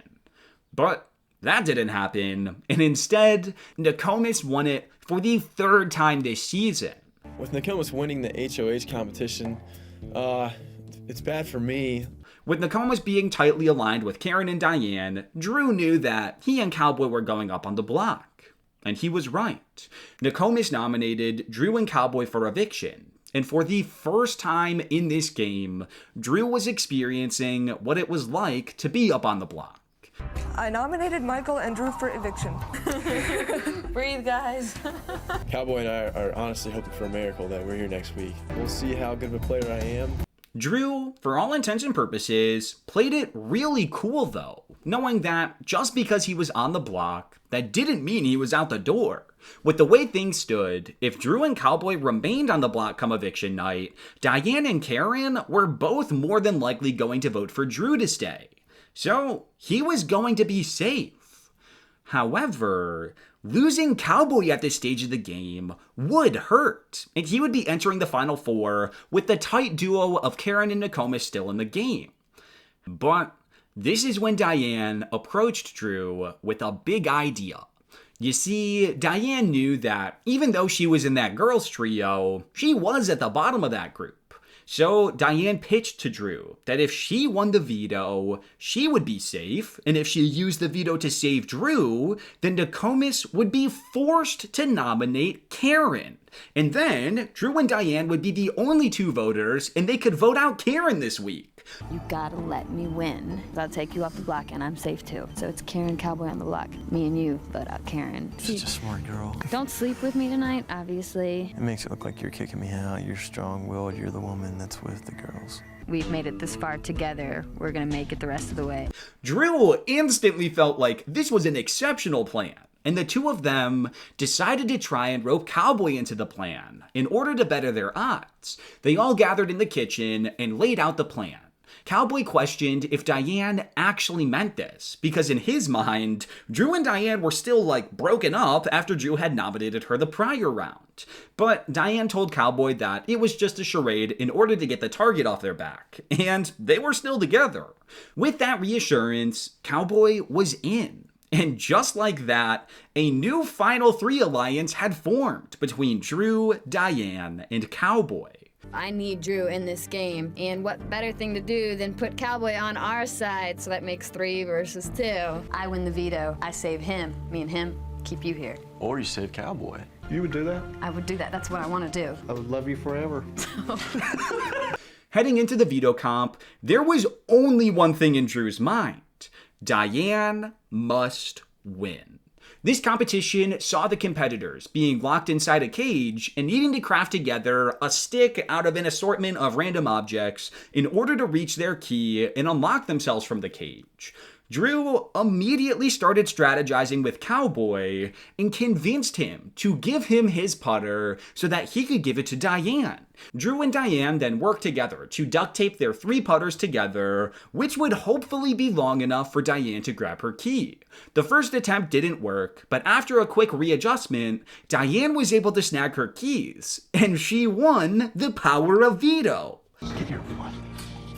3 putters put together with that fly team. We started duct taping Diane and my putter together as strong as we could, as fast as we could.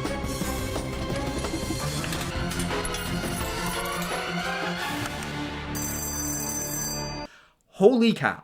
Their big plan actually worked out perfectly, and now Diane had the power to save Drew from the block and in turn save Cowboy from eviction. At this point, knowing that the two of them were making it to the final four and knowing that Diane was going to save Drew, the two of them no longer needed to continue their charade of being split apart, and now they could publicly be together again. At the veto ceremony, Diane officially turned against her girls' alliance, and she used the veto on Drew, forcing Nokomis to nominate Karen in his place. I need to be here for my own personal reasons at home, and there are things that I need to do. I do choose to exercise the power of my veto, and I choose to save you. Now, Drew was nervous that before the vote, Diane would get convinced by Nokomis and Karen to vote out Cowboy, which was not at all what Drew wanted. But Diane stayed loyal to the plan, and when eviction night came, that was proven. Drew voted to evict Karen, and by a vote of 2-0, Karen was blindsided and evicted in 5th place. How can you hate Cowboy? And if it came down to the final two, how could you not vote for Cowboy winning this whole thing? So that kind of scares me. Hello, Drew. Hey, Julie. Please tell us your vote. I vote to evict Karen. Karen.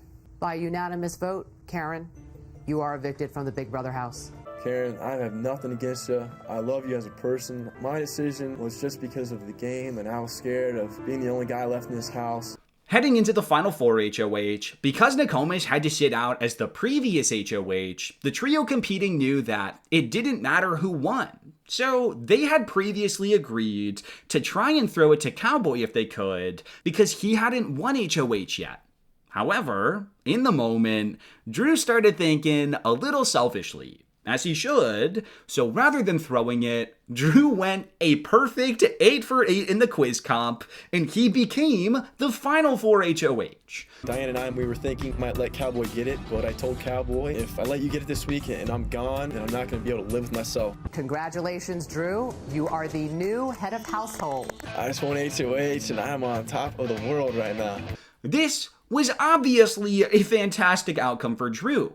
He was guaranteed to make it to the final three, and he didn't really have to make any enemies this week because the final four HOH didn't really have any power. All that mattered was the veto, because whoever held the veto would be the one to determine who stayed and who would leave in 4th place. Drew's main goal was to take Nokomis out this round, and the best way to do that would be to nominate Nokomis and Diane, pray that Nokomis wouldn't win the veto, and then Cowboy could send Nokomis packing. The reason that Drew was nominating Diane over Cowboy, though, was because Diane had made a promise to Nokomis that she wouldn't vote her out, so she didn't want to be in a position to have to make that decision. And being on the block was a nice loophole to get out of keeping that promise. So, at the nomination ceremony, Drew nominated Diane and Nokomis for eviction, but it didn't really matter. In the meantime, in the span of like 60 seconds, Drew confirmed to both Cowboy and Diane individually that he was taking them to the final two, which I found to be pretty humorous. But it also highlighted just how intentional of a game Drew had played. Even though he hadn't gotten his way at numerous points throughout the season, he still found himself in the final four with two people he had a final two with. And that was a much better position than most people find themselves in once they get to the final four. Final three. You, Bully Man, and myself. Who would you take? You do. Okay, same here. For sure, dude. We've been together since day one, man. What if it came down to you, Nokomis, and me? Who would you pick if you got HOH? You, for sure. Going into this final veto competition of the summer, Drew knew he needed to give it everything he had. Nokomis had been one heck of a competitor this summer. She had won 3 HOHs, a veto, and she almost beat Cowboy, Drew, and Diane in the veto last week when the three of them were working together. This competition was about remembering who won the veto each week throughout the season, and Drew was flying through it. Except every time he tried to buzz in, something was incorrect. He racked his brain over and over, and he just couldn't figure out where he was messing up. And then it finally hit him. He had won the veto in week 5, and he had completely forgotten. What? I want a veto. I am such an idiot. I'm an idiot. Ah! Oh, what a dumb and crucial mistake. If this mistake allowed for Nokomis to win this veto, he was going to be kicking himself for a long, long time. But when everyone got together and each of their times were revealed, Cowboy, for the first time in this game, had actually proven himself useful. And he won the final veto of the summer. Step 1 was complete. Now Drew needed to make sure that Cowboy stayed the course and evicted Nokomis over Diane. But this was not actually a guarantee, and there were a lot of factors at play here. Cowboy knew that Diane was going to take Drew to the final 2, whereas Nokomis was probably going to take Cowboy to the end. Also, I've mentioned it 100 times, but Nokomis was still Cowboy's sister. And Cowboy was a very emotional guy, and you could tell that it was seriously impacting his decision-making here. Nonetheless, Drew spent the entire week campaigning on Diane's behalf, saying whatever he needed to say in order to convince Cowboy that Nokomis was way too dangerous to bring to the final 3, and that the best move for him to make was to evict her and take Diane to the final round. Drew really tried his best this week, but Cowboy was openly admitting that he really didn't know what he was gonna do, and that he also wasn't gonna tell anyone until it was time for him to make his decision. So when eviction night came, Drew sat with bated breath as Cowboy stood up, and he chose to evict Nokomis. Well, sorta. He didn't actually evict her, and rather he used the veto to save Diane, which just left Nokomis as the only non-immune player this round, and I guess that meant that she was evicted by default. But it was basically just Cowboy evicting Nokomis. With that, Drew could breathe a sigh of relief. His hard work had paid off, and now he was just one round away from the final 2. And I do choose to use the veto to save you, Diane. Nokomis, you have been evicted from the Big Brother house. All right, Nokomis, you have been one of the most honest people to me in this game, and I'm sorry I put you up so many times in this game. Drew has it set. Drew's gonna probably be the winner. You see somebody go, you're like, yes, one less person I have to deal with getting out of this house. Cowboy, Diane, Drew. The final 3 players. To give you an idea of where everyone stood, here is what each player was going to do if they won the final HOH. You should already know this, but if Cowboy or Diane won the final HOH, they were going to evict the other and take Drew to the end. This meant that no matter what happened here, Drew was guaranteed to make it to the final 2. But that brings us to the big question. Who would Drew take if he won the final HOH? Well, even though he had final 2s with both Diane and Cowboy, he was planning on evicting Cowboy and taking Diane to the final 2. Almost everyone that was in the jury house had left the game feeling bitter towards Diane, which made Drew feel like his best shot at winning would be sitting next to her. Plus, Drew had this idea in his head that everyone in the jury loved Cowboy, so it would be too big of a risk to take him to the end. You promise me if you win this, you're not gonna pick him over me? I already made that promise. Everybody's gonna pick Cowboy over everybody else. 2 horsemen. And the final 2, baby. That would be amazing. So, heading into this 3-part final HOH, Drew was banking on either himself or Diane winning it. Part 1 was an endurance competition, and Cowboy quickly was eliminated after trying to help Diane put a hair tie on. Before the competition, Drew and Diane had made a plan for her to win this Part 1 competition, so she could automatically advance to Part 3, and Drew would take on Cowboy in Part 2. But before he could find an opportune moment to throw it, Diane fell off her pedestal, leaving a stunned Drew as the winner of Part 1. I was just kind of waiting for a good time, then Cowboy came back out. Next thing I know, Diane's on the ground. Even more surprisingly than that, Cowboy went on to beat Diane in part 2, eliminating her from contention and giving us a Drew versus Cowboy battle in part 3. We robbed. Drew was ready to take Cowboy on, win the final HOH, and evict him.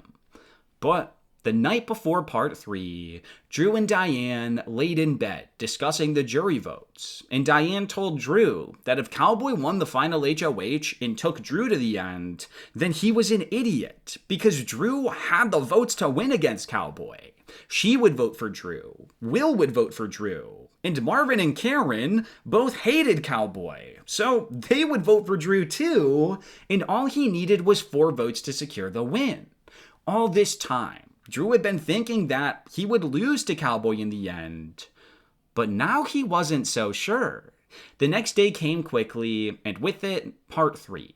Drew and Cowboy sat down to compete in this final part, and Drew absolutely crushed Cowboy, beating him with a score of 4-2 and becoming the final head of household of the summer. Congratulations, Drew. You are the final and most powerful head of household. Now, Drew was faced with his toughest decision yet. He had to send one more person home. So, Drew stood up, and he made his decision. I gotta choose between a girlfriend and a best friend. So right now, it's gonna shock one of you, and I'm sorry. Diane, you and I had a talk last night that if you and I were here in the final 2, that scared me. So at this time, I choose to evict you, Diane. I have covered a lot of Big Brother moments, but this one right here may be the biggest, oh my god moment of them all. This was one of the coldest betrayals I have ever seen in the show, but it's what Drew felt he needed to do in order to give himself the best shot at winning. The two of them always talked about separating the game from the personal, and this was the biggest test of that mantra. That's okay. Let's see when the show's over. I love you. I love you too. I know that was hard. Shit. I'm shocked. I'm very, very shocked. Things happen for a reason, and sometimes you don't know right at the moment why they happen, but I love getting to know you. I'm looking forward to it after the show. I guess I'll see you later. Well, could have got a better goodbye message from Drew. Now, if you ask me, I totally think he should have just thrown this competition to Cowboy. But I honestly don't think that Drew's ego was gonna let him do that, and he simply wanted that 4th HOH win. Regardless of any of that, the decision was made, and the result was final. Diane was out of the house in 3rd place, and it was Drew and Cowboy sitting in those final 2 chairs. My boy Michael, we've been boys since the beginning in the 4 Horsemen, and I stayed true to my word with that. Going into this final 2, Drew felt like he had at least 4 votes to win. But after that crazy final 3 betrayal, Diane's vote was certainly no longer a guarantee. Drew knew he had played a better social, strategic, and physical game than Cowboy had, and he just hoped to be able to portray that as best as he could during the jury questions. Unfortunately, these jurors were out for blood, and they were asking some tough questions. If I'm being honest here, both Drew and Cowboy had very weak answers to the questions that we were shown. But at the very least, Drew was able to close out his final statement by asking the jurors to please vote strictly based on game and to leave all the personal out of it because that was the way that he had played all season long. I played this game to the best of my ability. I made a decision that broke my heart. If I was in your shoes, that I would be evaluating us on how we played this game, personal, all aside. Even though Drew had played a better game than Cowboy had, Drew knew that there was definitely a world where Cowboy could scrape up 4 votes through his own relationships, as well as anyone feeling overly bitter towards Drew. So he knew it was going to be close. The finale came just a few days later, and the jurors locked in their vote for a winner. After talking with the pre-jurors for a little bit, Julie started reading the votes. And as you know, it takes 4 votes to win. Natalie voted for Cowboy. Adria voted for Cowboy. Marvin voted for Drew. Karen voted for Drew. Nokomis voted for Cowboy. Diane voted for Drew. 3 votes for Drew. 3 votes for Cowboy, meaning it all came down to Will. With the deciding vote, Will voted for Drew. By a vote of 4-3, Drew was crowned the winner of Big Brother 5. The next vote, cast by Karen, Drew. The next one, a vote from Marvin for Drew. The next vote, cast by Diane, goes to Drew. And the winner of Big Brother 5 is Drew. Congratulations. You are the official winner of Big Brother 5, Drew.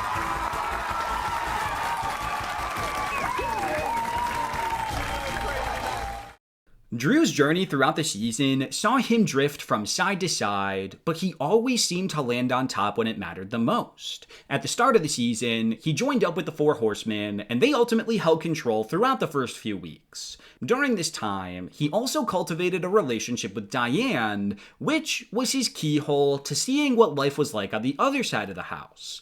After winning the HOH in week 3, Drew struggled mightily with what the heck he wanted to do, but ultimately, he chose to target Holly, who was technically a number on his side of the house, but this move made the other side of the house very happy with him, and it opened a lot of doors for him to walk through later on in the game.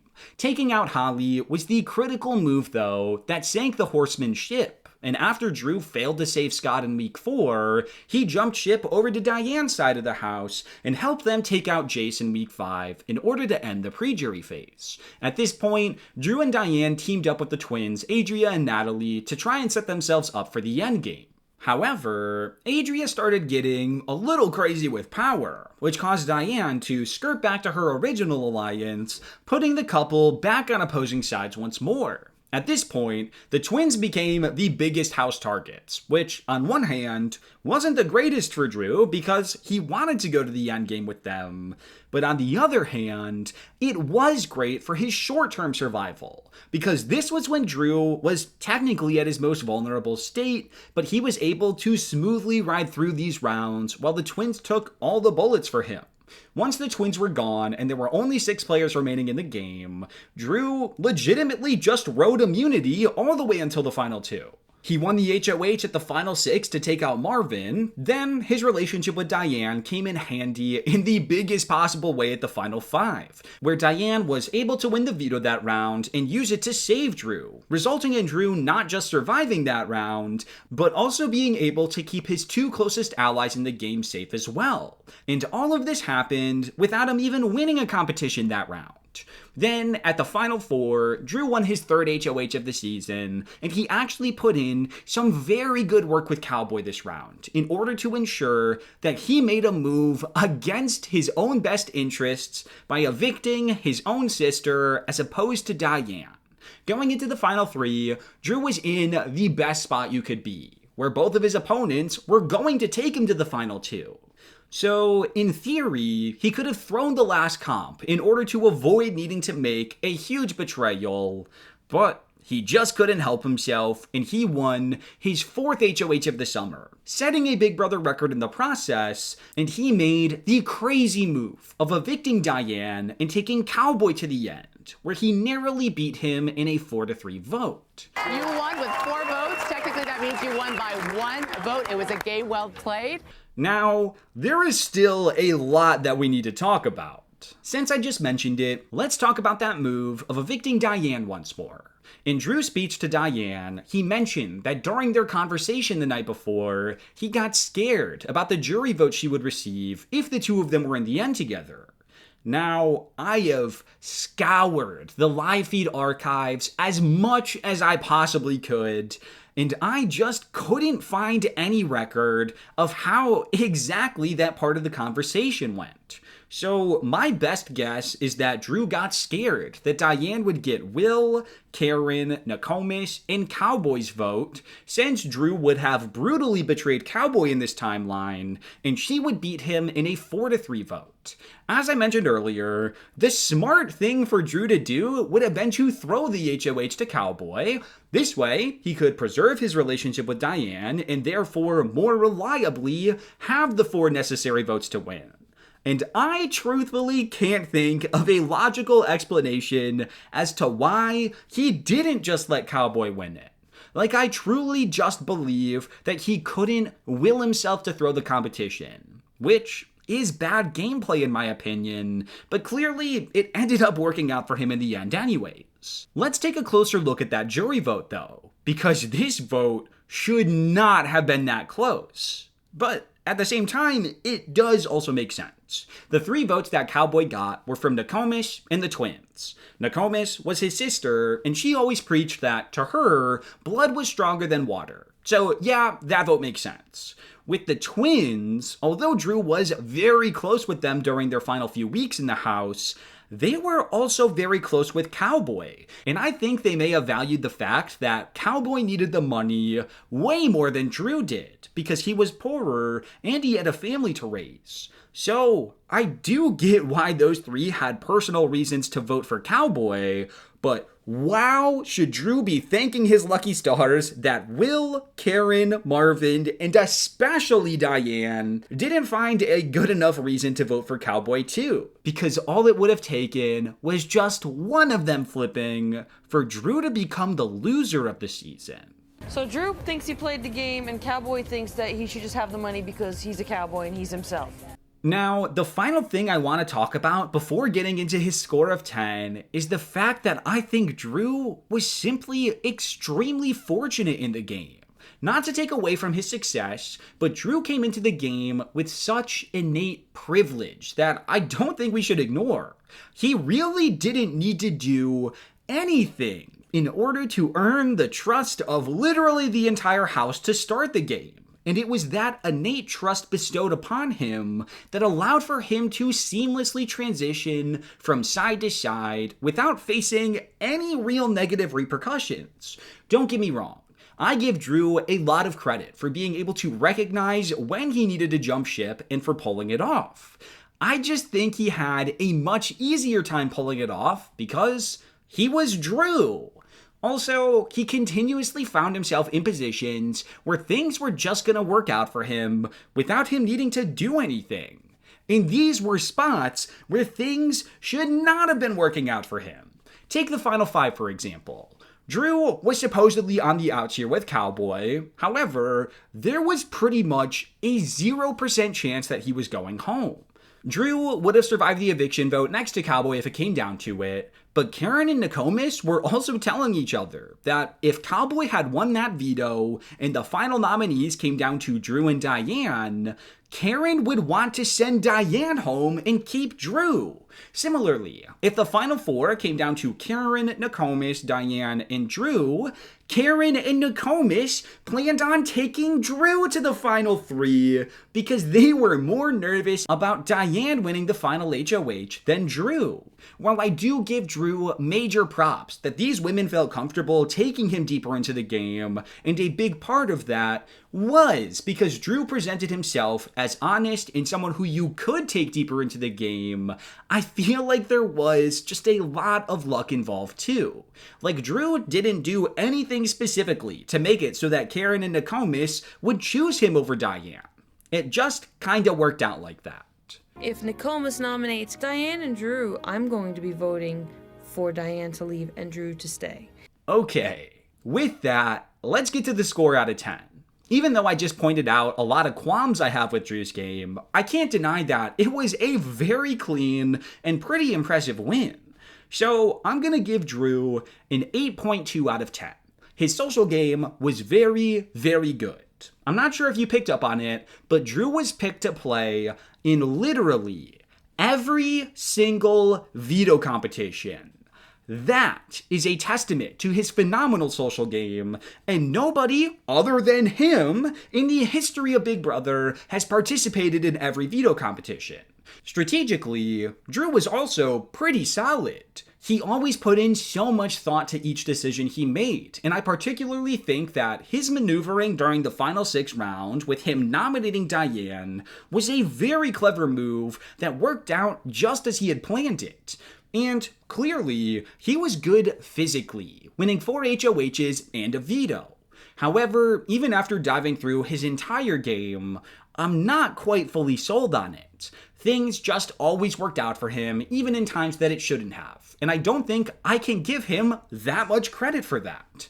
Also, he risked everything at the final 3, where I truthfully still believe that had he just let Cowboy or Diane win the final HOH and let them take him to the final 2, he would have won against both of them anyways. But he made his road way harder than it needed to be by winning it himself, and he put that 4th jury vote in jeopardy by blindsiding Diane as hard as he did. So, while I think he played a great game, there were some holes there. So I think an 8.2 out of 10 is a very fair score. I don't even know what to say. I'm lost for words, but thanks to all you guys. You guys are all awesome. I'm sorry if I stepped on any of your toes, but I'm just so pumped and stoked to be here right now. And there we go. Honestly, Big Brother 5 rocks. I think this cast is one of the best the show has ever given us, and the gameplay was exciting to me all season long. In fact, after making this video, Big Brother 5 has become my favorite classic age Big Brother season. And I know that's a hot take. As for the future, Big Brother 28 is just around the corner. And when it arrives, I'll be posting 2 videos a week, albeit they won't be 2-hour breakdowns like this one here. I'm not quite sure when my next big story video will be. Maybe I'll have time in the back half of the season to whip up another winner video, but if I don't, then we'll just have to wait for the Big Brother 28 winner to be revealed. Anyways, thank you so much for watching. If you're new here, consider subscribing. I, of course, need to give that extra special shout out to all of my YouTube members and patrons who I really couldn't be doing this without. All of your support has allowed for me to take more time to work on these gigantic projects and give them the TLC that they deserve, so I really cannot thank them enough. Oh, and also, they definitely would have seen through Drew's tactics and taken the shot at him at the final 8 or the final 7, because they are way too intelligent to let someone like Drew get to the endgame. And, as always, here's a clip for you on your way out. Oh, we have piggies to paint. Oh my God, arts and crafts! Arts and crafts! Next thing I know, I feel a little tap.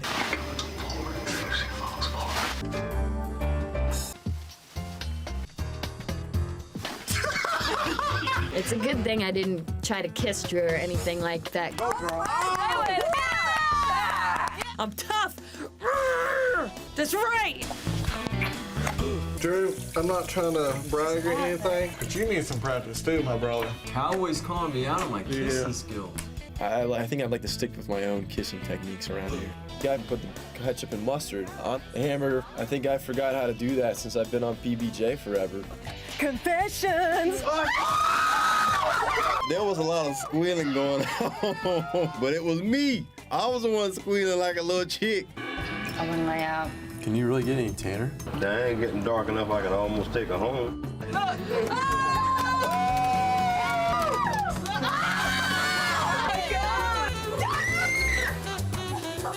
Oh my God! Only thing missing is my husband. Me too. You can read a lot about a dude, about the stuff he get from home. He look like a mama's boy to me. Sometimes being good looking, like, it's kind of a curse. With chicks, I always have a hard time just because they prejudge me. Sucks. Really sucks. Some of the people in the house were grammatically challenged. Like chess. I had one more S than I needed. Scott? The correct answer is Scott. Yep. I would have won this. Are you kidding me? What are your feelings towards Diane? Oh, Holly, you're just, I mean, Spit it I'm sure out. you're